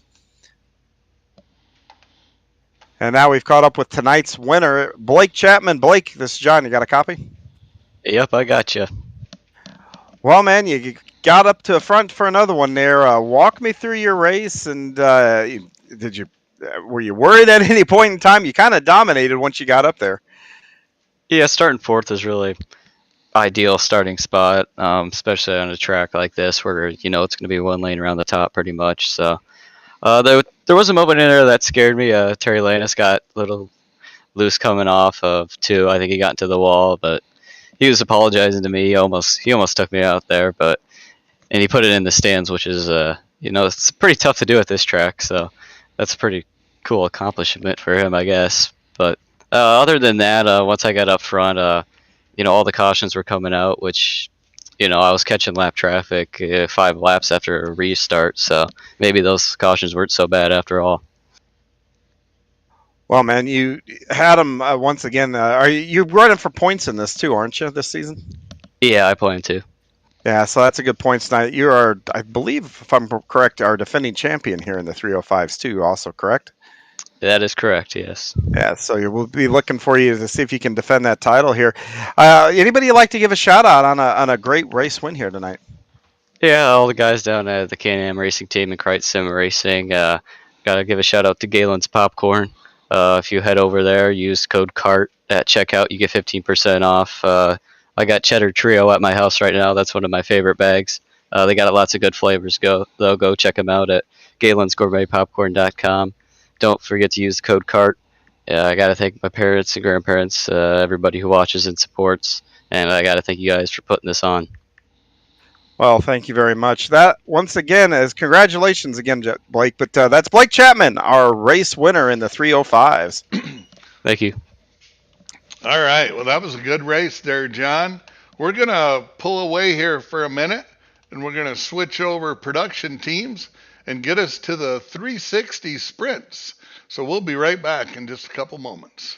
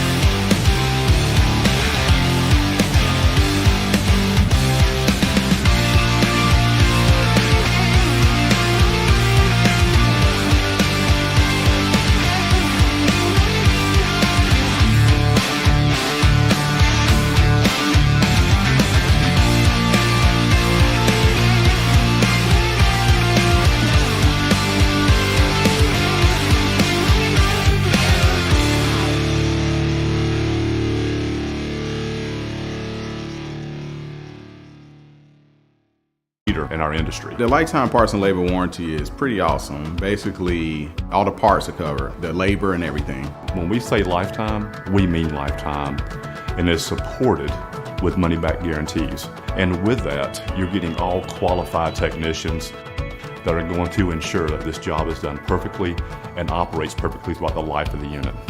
Learn more about our Coolray lifetime parts and labor warranty at Coolray.com. Coolray and Carrier. Turn to the experts.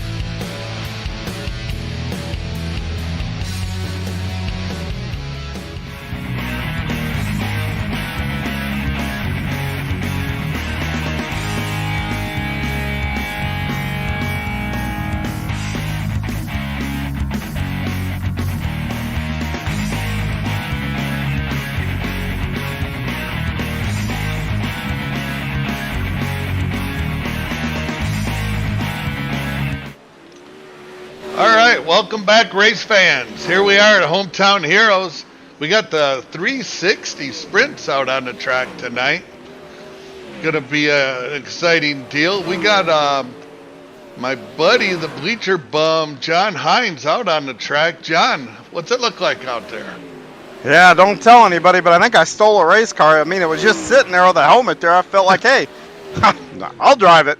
But all seriousness, this track, now we've got a car that has a little bit of kick to it. You've got to, even when there's some tack to it, you've got to kind of pedal the throttle a little bit to get around these corners. And I think we're going to see a lot of the same there about guys being up on the top side. I'm out here now and just trying to work the top. And Andy, I can tell you, it doesn't really feel like it catches you. So these guys are going to have to really get their timing down.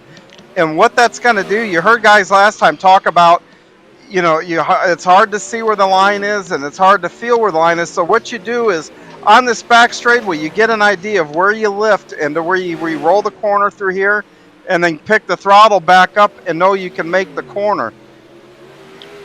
When you get up here to the top, I'm still not in the throttle. I'm not even full throttle until I pass that gate on the back straightaway. And that's right now with a little tack left. When these guys get in the feature, there is going to be a ton of tack out here, and hopefully I don't do anything crazy here. I got Kyle Moonen behind me here, and I'd hate to wreckle Kyle here, but he's going to throw a slide job on me. That's what I was hoping he'd do. And you saw this happen a lot and do the crossover and pass them right back. It's tough to do that. I sound a little scattered here because I'm trying to concentrate on not hitting the wall, so I apologize for that. But when you throw that slide job, I'm going to do this here real quick, and we've seen this a couple times, but if you get too aggressive, watch what happens. You can't pedal it enough. You almost have to come to a stop to make it not hit that wall. Here comes Kyle again. I'm going to go right below him down the straightaway, and then I'll throw it right back here, but then I got to walk it to the track, and now look, he's going to have a run on me down the back stretch. He repays the favor over here, and then I've got to go right back down. So hopefully we see a lot of this in the feature here. But see, I got to bail here a little bit because I wasn't going to be clear, and I think I scared him because he went up in the wall thinking I was going to come all the way up. But hopefully that's what we see here tonight. Not too often that I get to talk and do slide jobs at the same time. I guess I can multitask. That was cool, John. That was probably a display of talent that we didn't even know you had. I didn't even know I had. Yeah, that was pretty neat there. And but yeah, and like I said, it's a matter of give and take. When Kyle and I were doing that, and I bailed when I know I wasn't going to clear him, and I also was anticipating on where he was going. I can't tell you how important that is, knowing that. And when I was in the corner, even though I know he's going down there, I don't try to block it. You lose speed when you start driving in your mirror like that. You miss where you're wanting to get the car set, where you want it, and to keep it, see, he's going to go again. I know he was, whoa! He scrubbed a little more than what I thought. But again, you have to lift in those scenarios or bad things kind of happen here. But yeah, this is a lot of fun out here right now. Definitely. Well, this is the 360 sprints brought to us by Flatline Racing Bodies. We've had the UMPs by Pitside Podcast. AJ's Custom Creations brought us the 305s. Right now, we're just looking here at the Hometown Heroes. We got 75 degrees, 76% humidity, 4-mile breeze, just a nice little breeze, and it was mostly to partly cloudy as we moved into race time. This track here is about a third of a mile. Very, very competitive track. I don't know. I like to think when you're out there running sub 11-second laps, it kind of reminds me of the speed sensation of an Eldora or somewhere it's like that. You're not doing the same top speed, but the quickness of how fast things happen is the same. Yeah, I've gone out here now for a few years in a row and watched the Ironman with the World of Outlaws, and Kyle Larson actually went a sub 11. He was at 10.9, which was a track record. But The best way that I can say it, it looks like a bunch of fighter jets in a cereal bowl. I mean, things happen so fast. When you're cruising around here in 11 seconds, if an incident happens in turn one and you're coming off turn two, well, you're on it in 3 or 4 seconds, and it's not in your visual eyesight until maybe the flag stands. So at that point, you have maybe a millisecond or two to see it, make a decision on where you're going to go and what you're going to do. Hopefully, they're quick on the cautions, which they usually are, but iRacing isn't always quick on the cautions as their real life counterparts are. So here tonight, when something happens, the iRacing might be a whole second or two behind what you would see at your normal track. But that second or two, like I said, all of a sudden you have an incident in turn one and you're coming out of four. That can be a big difference between you being a wreck on a wreck and you getting around it. Roger Craig's out there. The Bass Man's out there making some laps. Guess he's big time now, not running the lower divisions. Well, he hauls in here with that toter of his. That thing will hold about 4 cars. So he's, I don't know. He's probably just big time in it. Rumor has it, though, on his hauler, though, instead of, having shock mounts to where they can adjust the shocks and all that, he uses that counter space to clean the bass he catches. Yeah. That's his cleaning area. He doesn't have his compression rig set up. He's got his scaling rig. And the I-55 is right here by the Mississippi River, and there's another river right off of turn one here, and you can go get some good fishing down there. And there's a couple other lakes that are nearby, so this would be a good destination for the Bass Man. Probably want to stay out of the Mississippi though. He's just going to catch Asian carp, and I don't know if you've ever seen a video of Asian carp on the Illinois River or the Mississippi, but. Man, those things are nasty, but they'll jump right out of the boat and knock you, or jump right out of the water and knock you out. We used to fish the Grand River, and every now and then we'd get out there with some M80s and see if we could knock some of them carp out. Yeah, and the sad thing is they did go up the Illinois River, and I guess now they're worried about it getting into Lake Michigan. Because of the canals that are up there by Chicago, for the shipping. It seems like a few of them have gotten out, and of course they could destroy the whole ecosystem of Lake Michigan, which is a shame. My first fish I ever caught was a 2.5 pound brown trout right there in Lake Michigan. Very nice. Yeah, first fish I ever caught was up on Houghton Lake. Okay, I know right where that's at. Yeah, up there at Houghton Lake, they've got a Merritt Speedway. Merritt Speedway is going to be holding a 34,000 to win super late model race this year. Yeah, the Wood Tick Memorial, right? Yep, it's the Wood Tick. It's God, I don't know. They've been running that for years. I ran the Wood Tick back in the 80s when Ed Van Dyne owned the track.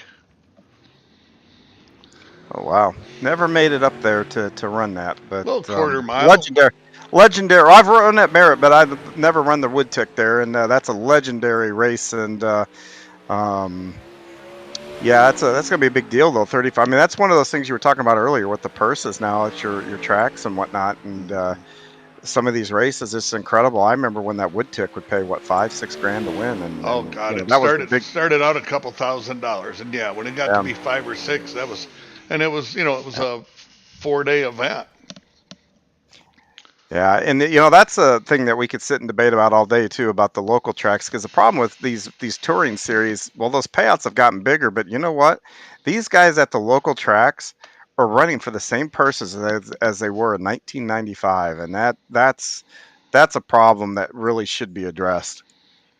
Well, when I started in the 80s, the first year I ran super late models, we were running for $500 to $700 to win a feature, and my dad ran for $500 back in the 50s and 60s. Yeah, and now anywhere between $800 and $1,000, and you'll see a few tracks that might get up to $1,200 to win, and then that rare track that may do a little bit more. But Yeah, I mean most of them are right in that same frame there, and that's just tough on the local guy. But hey, we speaking of local, we're hometown heroes here. We've got the 360s got their lap times in here. We got just over a minute to go, and right now Randy Shreves is pacing the field with a 10.705, followed by Blake Chapman at 10.712. Kevin Fry is going to be third right now with a 10.74. So these guys are right on top of them, right on top of each other here. You know, it's not surprising, but a lot of the same names we just saw in the last race. Yeah, and then there's a couple that are further down that might not have gotten the time that they wanted, or maybe trying to play that invert there. But I looked down there. Terry Landis had a really good time last time, but now he's a little further back. Kyle Moonen is down there, and same thing with Donovan Ross. And so you got some quick guys back that are not towards the top yet, but Chad Cote's in the middle. So we're going to see, I think, some really good racing because you're going to have some fast guys and littered through the fields here. Well, John, before we get moving into our first heat race with the 360s, we're going to shut down to 50-50, and we got the drawing taking place here, and it's a green ticket.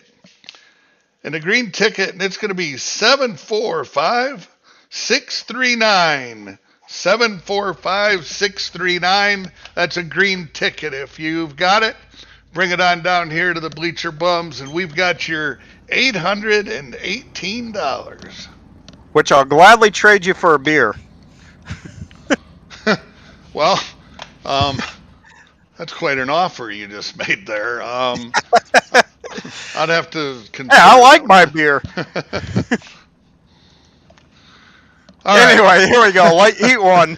Focus. I'm sitting here trying to figure out what's my beer worth. All right, we got Chad Cote starting on the pole with Daniel Vaught outside. Ryan Pendleton and Randy Shreves, fast time tonight, starting fourth. Donovan Ross, Bob DeGood, and Steven Bixler starting back there in row 4. That beautiful number 75. Yeah, and the track has been completely reset to what you saw when I was on the track here, and these guys are going to be hammered down here. I'd say still going to look at that outside. I'm going to go with Daniel Vaught for this race here. Pick my teammate. I picked him earlier tonight, and he didn't quite get the finish, but I'm going to do it again here. I'm going to go with Steven Shreves in the 56. Wow, that car on the pole, that's a good-looking car there that Chad Coates got.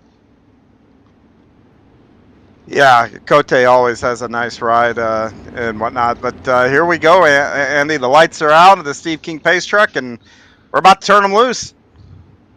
Steve Cote on the pole. Whoa, he didn't fire. We got Daniel Vaught with a big jump out into the lead.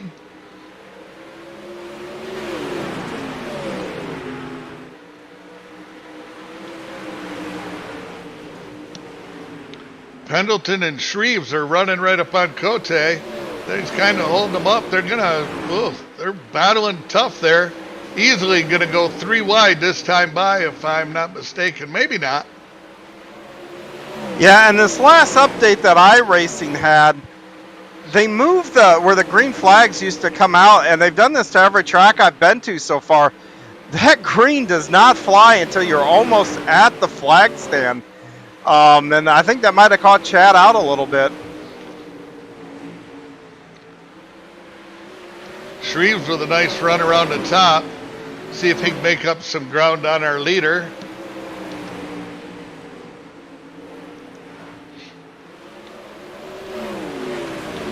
Donovan Ross moving up into 4th. Nice run for him.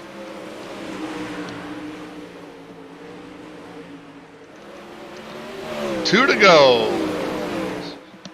Daniel Vaught out front. Randy Shreves trying to chase him down.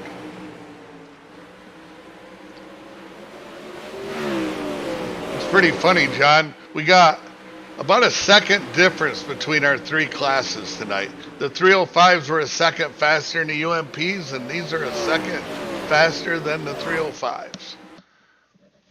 Yeah, and I tell you though, being in that car a second ago, it feels a whole lot faster than just a second between that and that 305. These cars get it when you get them up to speed. All right, we got Nathan Aldridge started on the pole with G.J. Boydell on the outside. Pat Boyce and Blake Chapman in row 2. Excuse me. Oh, we got to quit doing the Coors. Brian Moore and Steve Maurer in row 3 with Claude Fournier bringing up the rear. Got a little border battle going here on the front row.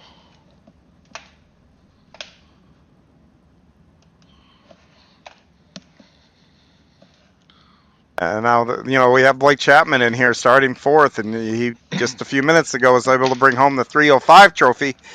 We'll see if he can make it 2 for 2 here tonight. Oh, John, we got a winner. Vicki Anderson, right here, local gal from Peevely, Missouri, picking up the $818. Congratulations, Vicki. And if you don't mind, go down there and grab us a 6-pack and a couple burgers, and we'll give you the money. She turned down my offer for the beer for the money. Oh, I like that 41 car, Pat Boyce, that Ford paint job. Nice retro look there that he's got going on, and the lights are out on the Steve King pace truck. Well, Andy, I'll let you go first here. Who you got to take? I'm taking Blake. Probably a good bet here. I'm gonna go with Boydell again. He's on the outside row there, preferred line. We'll see how he can go here. Green, green, green. All right, got a good start. Nathan Aldridge fires off first, slides up in front of Boydell. Chapman and Boydell. Oh, we got a couple getting together back there. Looks like Bauer and Moore possibly got together. They're still wrecking.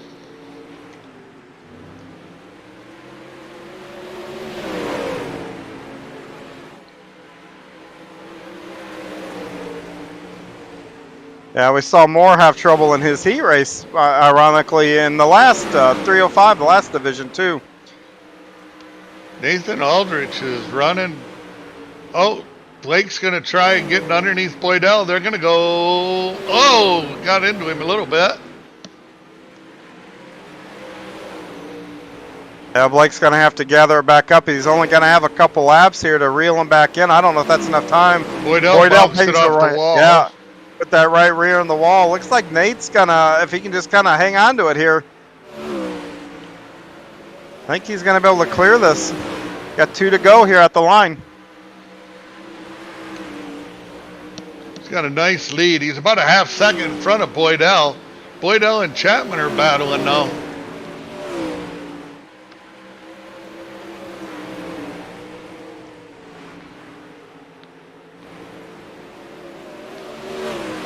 Oh, Chapman got a good run there on the bottom coming out of turn 4.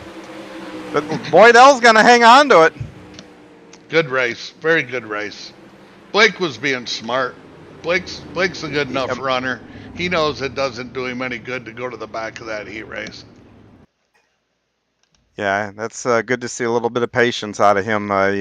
He's a young kid, and usually you don't see that out of young kids. So that's impressive that he was smart there. And like you said, he's always got just tremendous pace. And I wouldn't count him out by any means here for the feature a little later on. Heat race number 3. Kyle Moonen on the pole with Terry Landis on the outside. Zach Chapman and Kevin Fry, the 2 guys that got together in our last race. Let's see if there's any hangover lingering there. And then we got Jeffrey Barker and the Bass Man, Roger Craig. Roger Craig representing the Canadian flag. He's the lone Canadian in this heat race. I did see Kevin at Zach's hauler after that last race, so hopefully they talked it out and came to an understanding. And I guess if they didn't, we're about to see. All right, the lights are off on the pace truck. Kyle Moonen's going to fire us off and bring us down for the start. Who you taking, John? I'm going to take Kyle Moonen right there on the pole. I was just running with him there in that practice, having a lot of fun, so I'll go with him. All right, I'm going to take Terry Landis. Green, green, green. Front row. Moonen gets a nice jump. He's going to get out front, move it up to the top in front of Landis. Chapman's trying it around the bottom. Fry's up on the outside of him. Guess if he was going to give him a payback, that would have been the time to do it.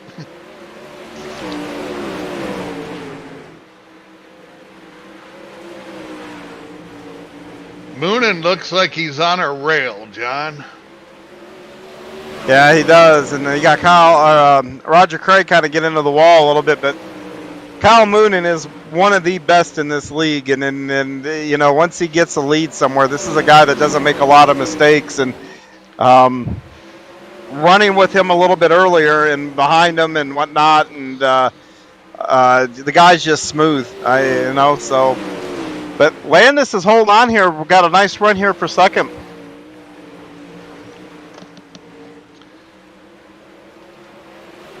Kevin Fry is right there on Landis's back bumper as they head into 3 and 4.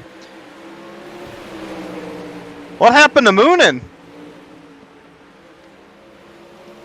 Something happened to Kyle Moonin.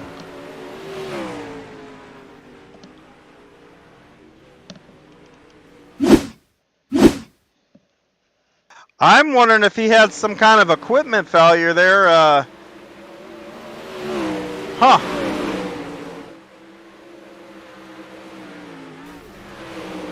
He come off turn 4 and something broke, put him right in the inside wall.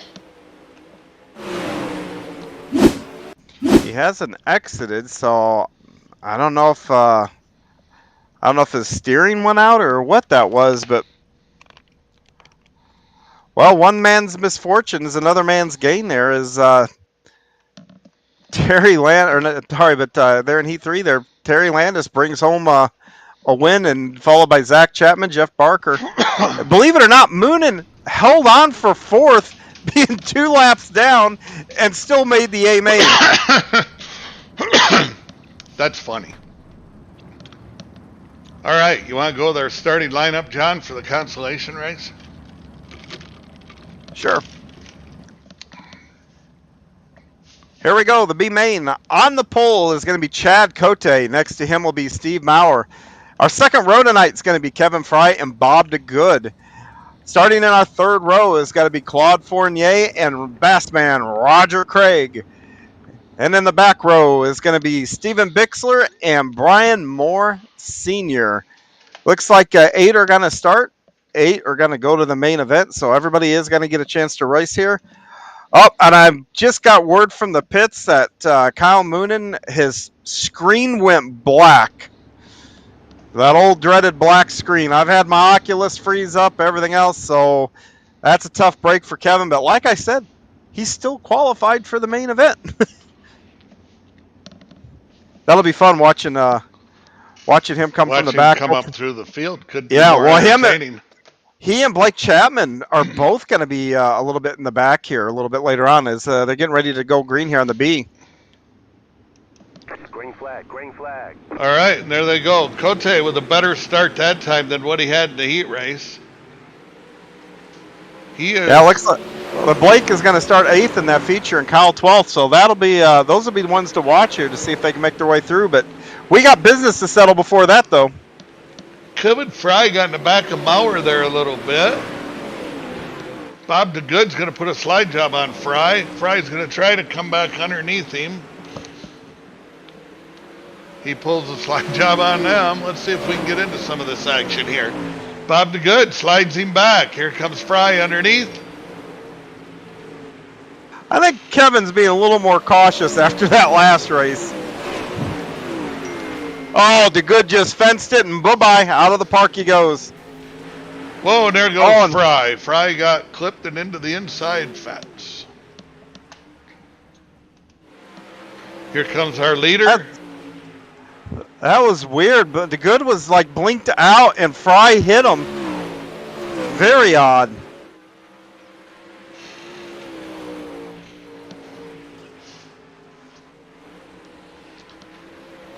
Cote with a nice lead. He's got about a full second lead on Steve Maurer. I tell you what, the Bassman's pulled it up into 3rd. We're going to give him a little air time here. Well, it's 9 o'clock. You know those retreads. I don't know if they're, let's just hope he can stay awake for this feature a little bit later on. We'll critique his driving here a little bit. He's running right around the bottom. He doesn't look that bad, John. No, there's plenty of grip down there, and it's a nice conservative line, I don't know that it's actually any faster or any slower than the top. It's just a nice, good, solid line. Brian Moore's behind him, not closing up on him as they've run through their laps here. So Roger's doing a nice job out there. Yeah, I take it back. Roger Craig had the fast lap of the race. Yeah, that's why I say from my eyeball test, he didn't look like he was, trailing anything there. No, we're gonna leave warm ups on the screen. It's a new feature we've brought to Extreme eSpeed TV. We call it live warm up. We're gonna take a break and grab something. I'm going down and get something. I'm going to go hound that 50-50 winner. I'm going to see if I can, maybe 2 beers will get her to trade me for that money. I need something sweet. I'm going for some chocolate. I'll be back in just a couple minutes, folks.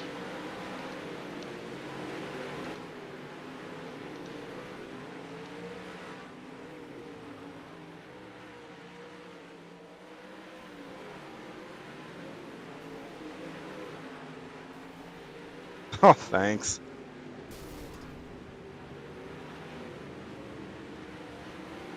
That was kind of cool there in practice with Kyle sitting there talking through that.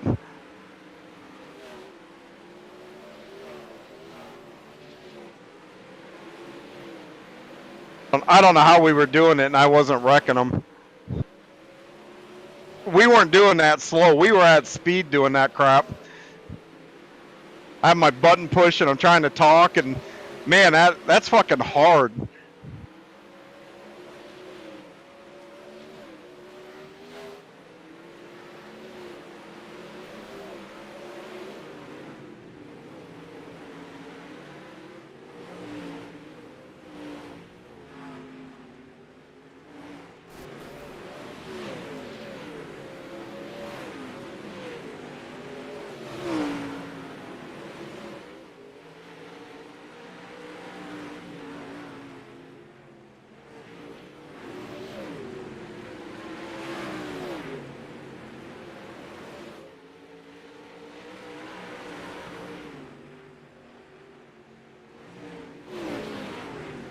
Hey, check your messenger out real quick.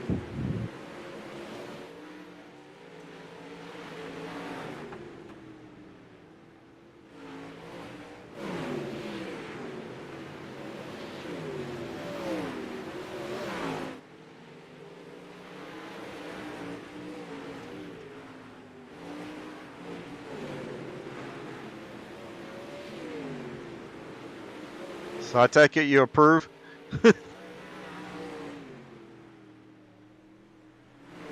Hey, he's on it.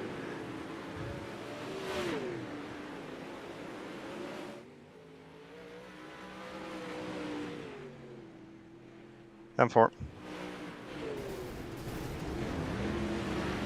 Welcome back, race fans. You got John and Andy here, the Bleacher Bums from Extreme eSpeed TV, bringing you the 360s, Hometown Heroes.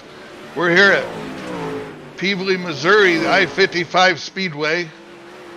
We're being broadcast over the Coast to Coast Racing Network. We're getting ready for our feature. Tell you what, the Bass Man was doing it out there in hot laps. Very impressive. Yeah, I guess the reason why he missed the first 2 races, I guess maybe he was taking a bit of a nap, and now he's refreshed and ready to go. Hey, whatever it takes. Whatever it takes. If Roger needs a nap right before the feature, so be it.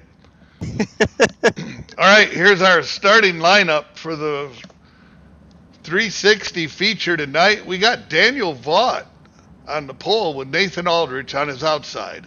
Terry Landis from California with Randy Shreves. G.J. Boydell and Zach Chapman in row 3 with Ryan Pendleton and Blake Chapman in row 4. Jeffrey Barker and Donovan Ross in row 5. Pat Boyce and Kyle Moonen. Kyle Moonen back there in row 6. That could be entertaining, folks.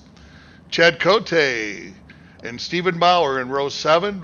Roger Craig, the Bass Man, starting 15th with Brian Moore on his outside. Stephen Bixler and Kevin Fry in row 9. And Bob DeGood with Claude Fournier bringing up the rear of the field.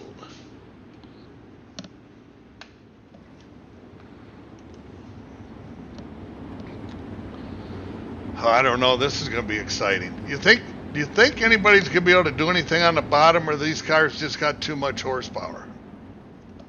They're going to have to hit it perfect. You've got enough power to drive them off, and I see a bit of tack down there. So, I mean, I think if you hit it right, I think it's a possibility. I mean, you saw Roger running, that middle there in that last race, and he turned the quickest lap of the race. So, I think it's going to have to wait and see. But I think if you do it, you're going to have to be like Tater did in that first UMP race. Hit it perfect. Green flag, green flag. All right, they're firing off. Daniel Vaught fires off on that bottom. He's got a lead. Let's see if he decides to move up or if he stays down. Blake Chapman's up there ringing the wall, making a nice run around the top. Yeah, and Daniel is hooking that bottom on 3 and 4. Now he moved up just a little bit. Oh, we got a big wreck down the backstretch. See Brian Moore and Roger Craig involved and a few others.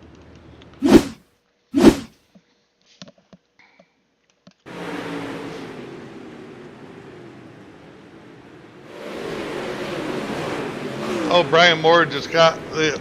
Looked like Steve Maurer lost the back Steve end Maurer there, clipped Roger, and man, it was on from there. A couple guys piled in there. Yeah, yep. Maurer lost it when he came down the track. He clipped him. Yeah, and it looks like Kyle Moonen must have had a little bit more issues here because he's already pulled off and loaded his car up.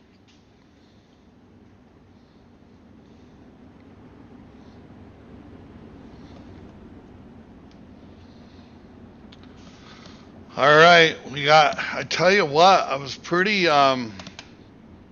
Daniel Vaught got off on that bottom. He was moving up as we were moving through the laps, but man, he launched them first couple laps. He sure did. And then the second time, once he got it going, though, he moved up the track a little bit as we get ready to go back green. I think it's just because he's carrying so much speed, he kind of washed up, so we'll see if he adjusts. But that first lap, let's see if he does it again. Shreves with a nice start. He's about a half a car length up above him. Let's see if he can carry some momentum. I'm looking for somebody to go all the way up to the wall.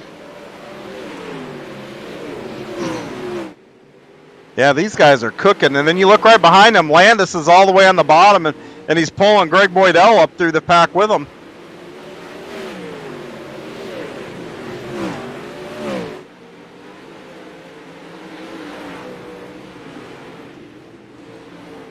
Interesting, the lines they're running. Yeah, first guy that I see all the way at the top, surprise, surprise, it's that kid out of Iowa, Blake Chapman. And he's making ground up big time up there.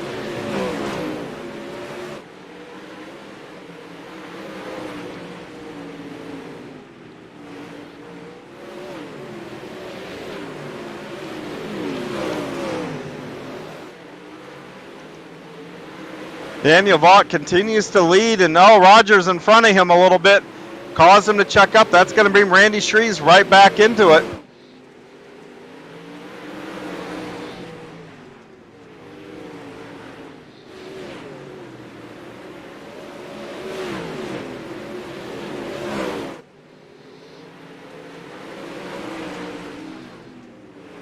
Both first and second there put Roger a lap down. And that shows you Roger was quick. He was quick in practice. That shows you how fast things happen here. He was in the back of the pack, and oh, Shreves was getting a run on him when the yellow come out.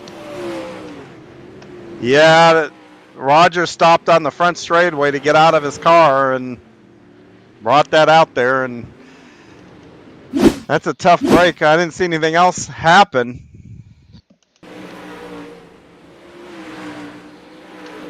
But this is actually a pretty good break for Vaught. On one hand, it's like, they had a little bit of a lead and they're going to give it back. But they were in traffic, so this is going to clear the traffic that was in front of them, and they can go back to just running on their own again.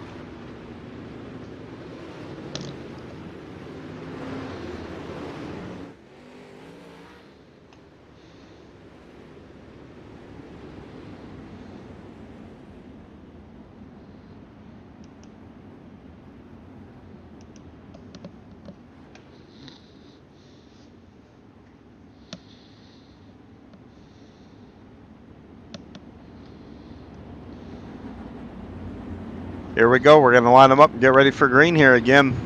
Single file, Daniel Vaught will fire him off on his go. Nice jump. He gets about a 2-car length advantage on Shreves. Shreves makes it up, coming off from 2. Another caution. Oh, we got possibly Boyce maybe be the one around there, over there in 1 and 2.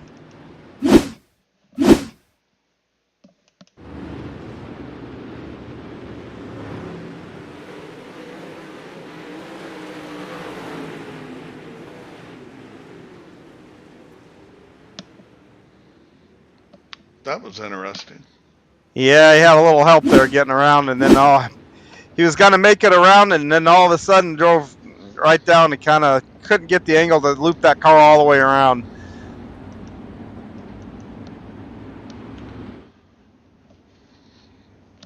All right, we got 18 laps to go. I'm telling you what, Daniel Vaught ran a nice race. Steven Shreves is starting to flirt with moving up just a little bit higher.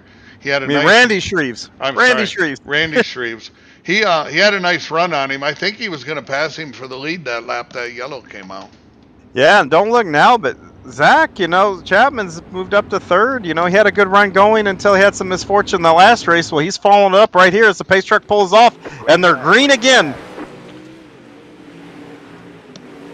Another good start for Vaught with Shreves right behind him. Landis gets underneath Chapman, coming down the front stretch. Yeah, well, you got underneath Chapman, and then the other Chapman's up high there. Blake is running that top. Blake Chapman, and there he goes. Wow. 2 for 1. What a move. He's all the way up on the cushion, making a big run coming off the corners. Someone better let these first 2 guys know that Blake is coming, and they need to move up now, because that top is lightning fast. Yeah, he's turning laps about 0.3 of a second faster than our leaders. Yeah, here he goes. He's going to have Shreves.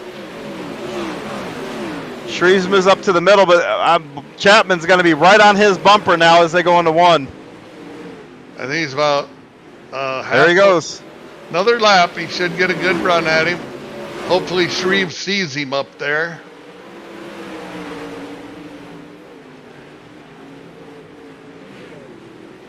Oh, they're moving up to that high side now.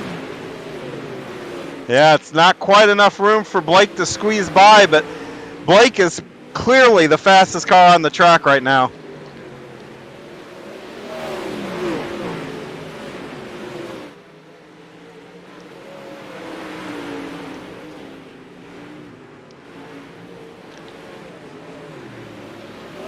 Oh, and he snookered him. Nice move. That's a lot of patience from that kid. What a nice job he did right there. But Randy fights back. We got 9 laps to go.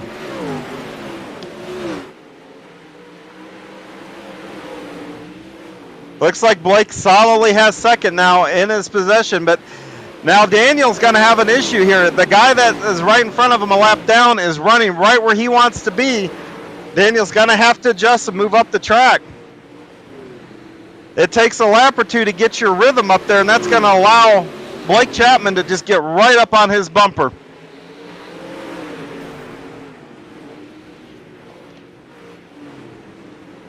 Oh, Shreves has caught up with him. A 3-car battle for the lead. 3 different lines going through that corner. I think Blake's got it. Yep. Blake. It's like Blake kicked into turbo.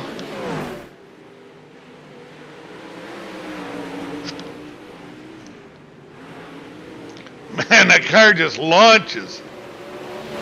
Yeah, he keeps the momentum and everything else. Oh, we got a caution. It looks like Zach Chapman again has turned around on the backstretch.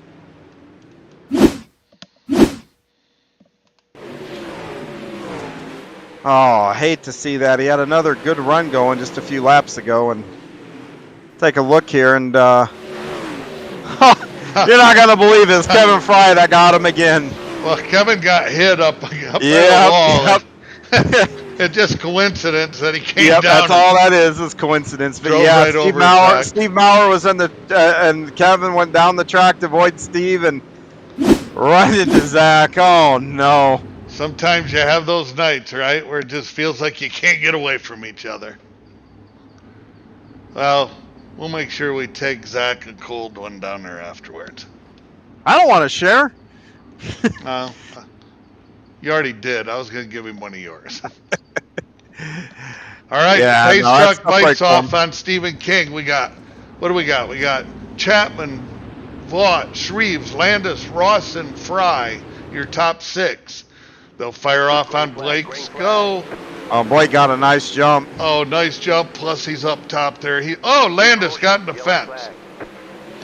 Yeah, Landis was trying to get his nose in under Vaught there and just caught the inside wall.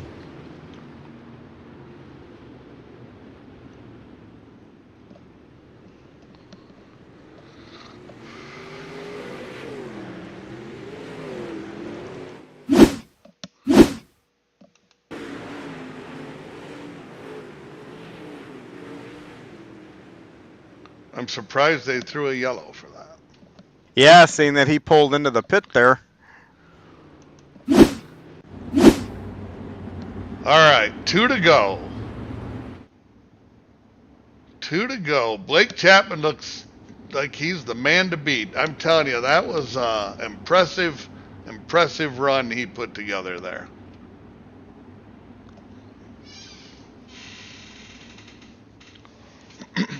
Not only was he the first one to go up there, John, but he was the first one to get comfortable up there and really run hard up there. All right, he fires off, comes down the hill. Nice restart for Blake. We're 3 wide for second. We got Shreves, Vaughn, and Ross right there. Ross is on the bottom, Shreves in the middle. Vaughn on the high side with Fry right there with him. Fry sticks it up in the middle. He's going to battle with him now. Yeah, and that's just really tough on Daniel's part. Be up top, when he hasn't been there the whole race. And, last lap and lost a couple spots there. That when you're on the bottom or the middle and you decide to go to that top like that, it takes 3 or 4 laps before you can really take advantage of being up there. And but all in all, though, Daniel, that was a really good run for him, and what a good finish.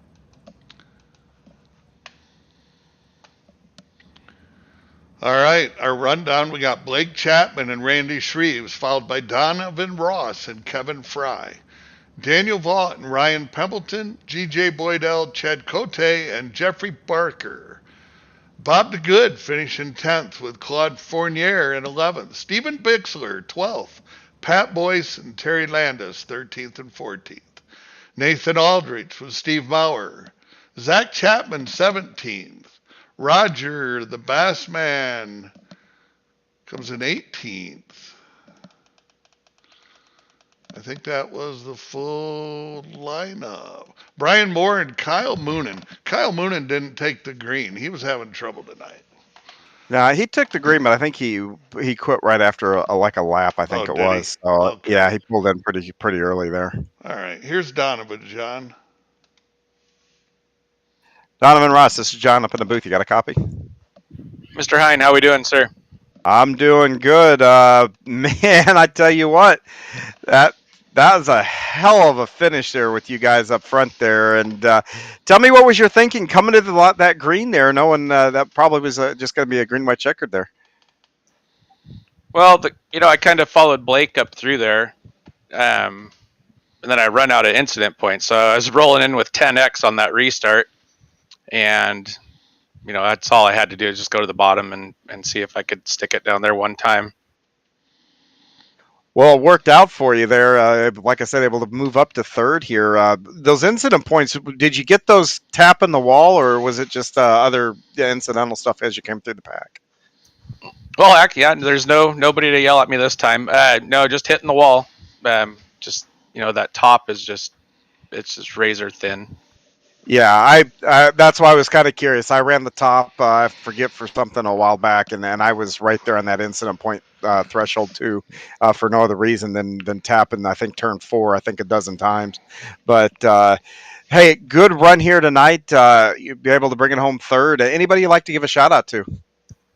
Well, thank the Routine guys, Brian Sr. for hanging out with me here tonight, and you guys for the broadcast. It's an entertaining broadcast. It's I try to have one ear listening to that because you guys keep it entertaining. Roger for the league, and yeah, let's do it again next week, I guess. Andy, I think that entertaining means unprofessional, but that's the way we like it, right?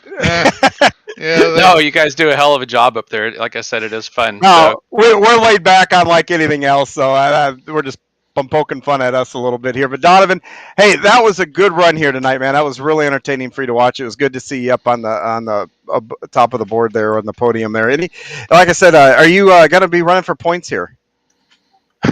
my IL is so high. I think I'm going to go for a highest IL of the year. I'm going to be running a Legends car if they demote me, so I'm just going to try to take it one race at a time. So congratulations to Blake. He ran a hell of a race. He's quite the wheelman on top, and Randy, as always, runs good. So, yeah, here we go.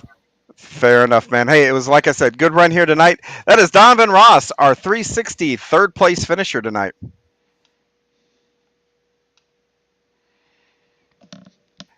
Randy Shreves, this is John. You got a copy? Yeah, I got you, John. Well, bud, same bad time, or same bad channel, just a race later here. So you're making a habit of knocking these podiums down here. What did you need to maybe get that top spot and get a victory here tonight? I probably needed to go to the top a little sooner than what I did. That's the main mistake that I seen. I seen Blake get past me there. He was just ripping the top, and I was still down there on the bottom. So I was just trying to get up there on the top, and yeah, it actually went away pretty quick. Then we got that restart there, and I got a pretty good restart. Just stuck it in the middle of the track, and was very, very throttle sensitive, and I was pretty much a sandwich the last couple laps. So I just tried to stay out of the other two guys, and yeah, just stuck it there in the middle. And Well, just out of curiosity, the guys that we were talking about it, when you move up the track like that after being on the bottom, can you give everybody an idea of how long maybe it takes you to adjust to running that new line? It isn't, or is it for you just as simple as getting up there and then off you go? no, it's definitely you definitely need some time up there. You need to actually find out what it's actually doing up there, how bumpy it is, how slick it is, and how hard you need to go in, or how easy you need to come off the corner. Or it takes some time to figure it out. Well, good. I'm glad I'm not the only one here. But hey, good run here tonight. Another solid performance here. Who would you like to give a shout out to? Definitely my team, LGR Motorsports, Alex Berger on an APR Setup Shop, Redline Race Designs, One Wish Foundation, Wraps and Stitches, KSB Builders, Finish Line Repair, CD Cinematography, everybody at Coast to Coast for the awesome league, and everybody for the broadcast, everybody for watching. Well, Randy, congratulations again on a good night. Not just this race, but just a good night in general here. That's Randy Shreves, our second place finisher in the 360s.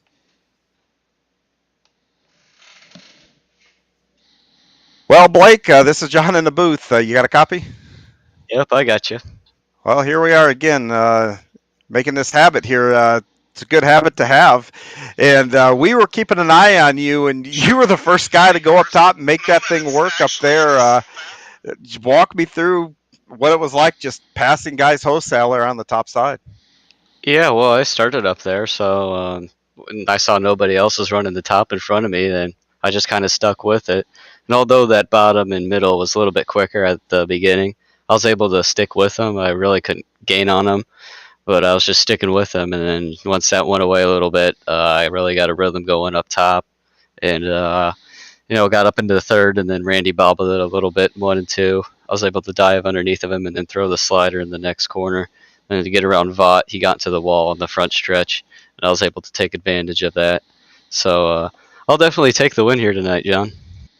Well, I tell you, were you surprised that nobody moved up and tried to run that? Because, I mean, I'm sure a couple of guys had to know you were up there kind of ripping it. Yeah, definitely. Especially once I really got coming, and I know a couple guys did move up towards the end, but I really am surprised that more guys weren't on the top, since that was the dominant line in the 305s, and it was last week too. But I guess if they were down there at the bottom and it was working for them, then they're just going to stick with it.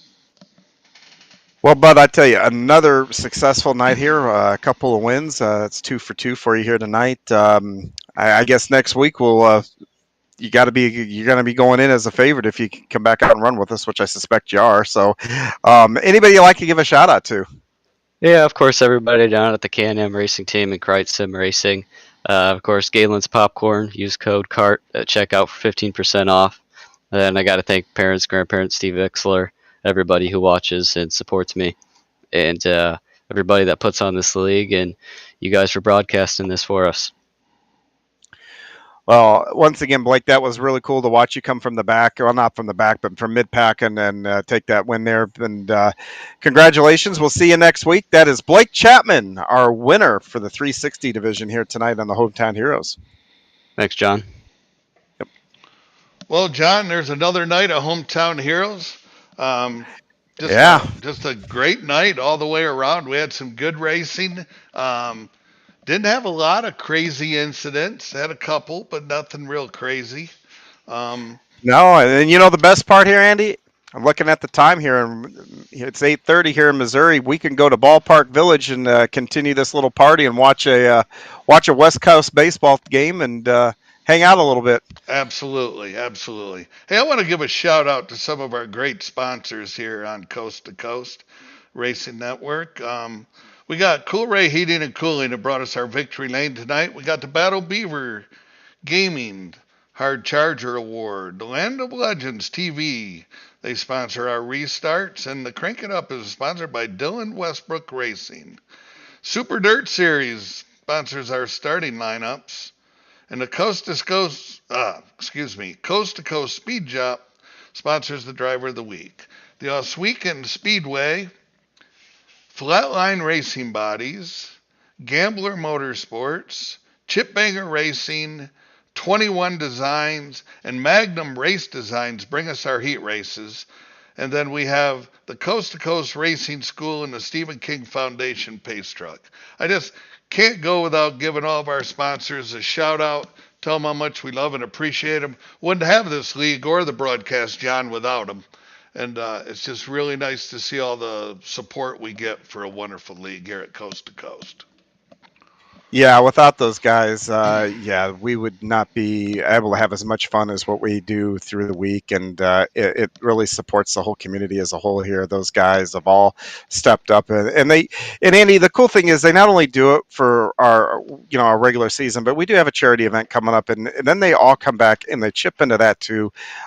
This is just such a great community to be involved in, because most of these guys that sponsor also race with us and everything else, and we just cannot say thank you enough to each and every one of these guys that to do that, to allow us to broadcast and put these rooms up and the whole 9 yards. It really is breathtaking when you see how many people are involved and how often that they step up and how willing they are to step up. Absolutely. Well, another great night here at I-55 Speedway with the Hometown Heroes. This is John Hine and Andy Piercefield, the Bleacher Bums from Extreme eSpeed TV. We're your Tuesday night crew. Don't forget to tune in tomorrow night. We have 5 nights a week of broadcasted races here from coast to coast. We will see you next Tuesday night. And if you're in the area, stop by, check out the races. Come on up. We sat right in front of the booth. They won't let us in the air-conditioned booth. We're right outside. Bring us up a cold beer, and we'll sit there and drink your beer just as well as we will ours. So we appreciate everybody for coming out tonight. We'll see you next Tuesday. This copyrighted broadcast of Extreme eSpeed TV Network is intended solely for the entertainment of our audience. Any retransmitted, reproduced, rebroadcast, or otherwise distributed or used in any form without express written consent of the Extreme eSpeed TV Network is strictly prohibited. We hope you've enjoyed this broadcast.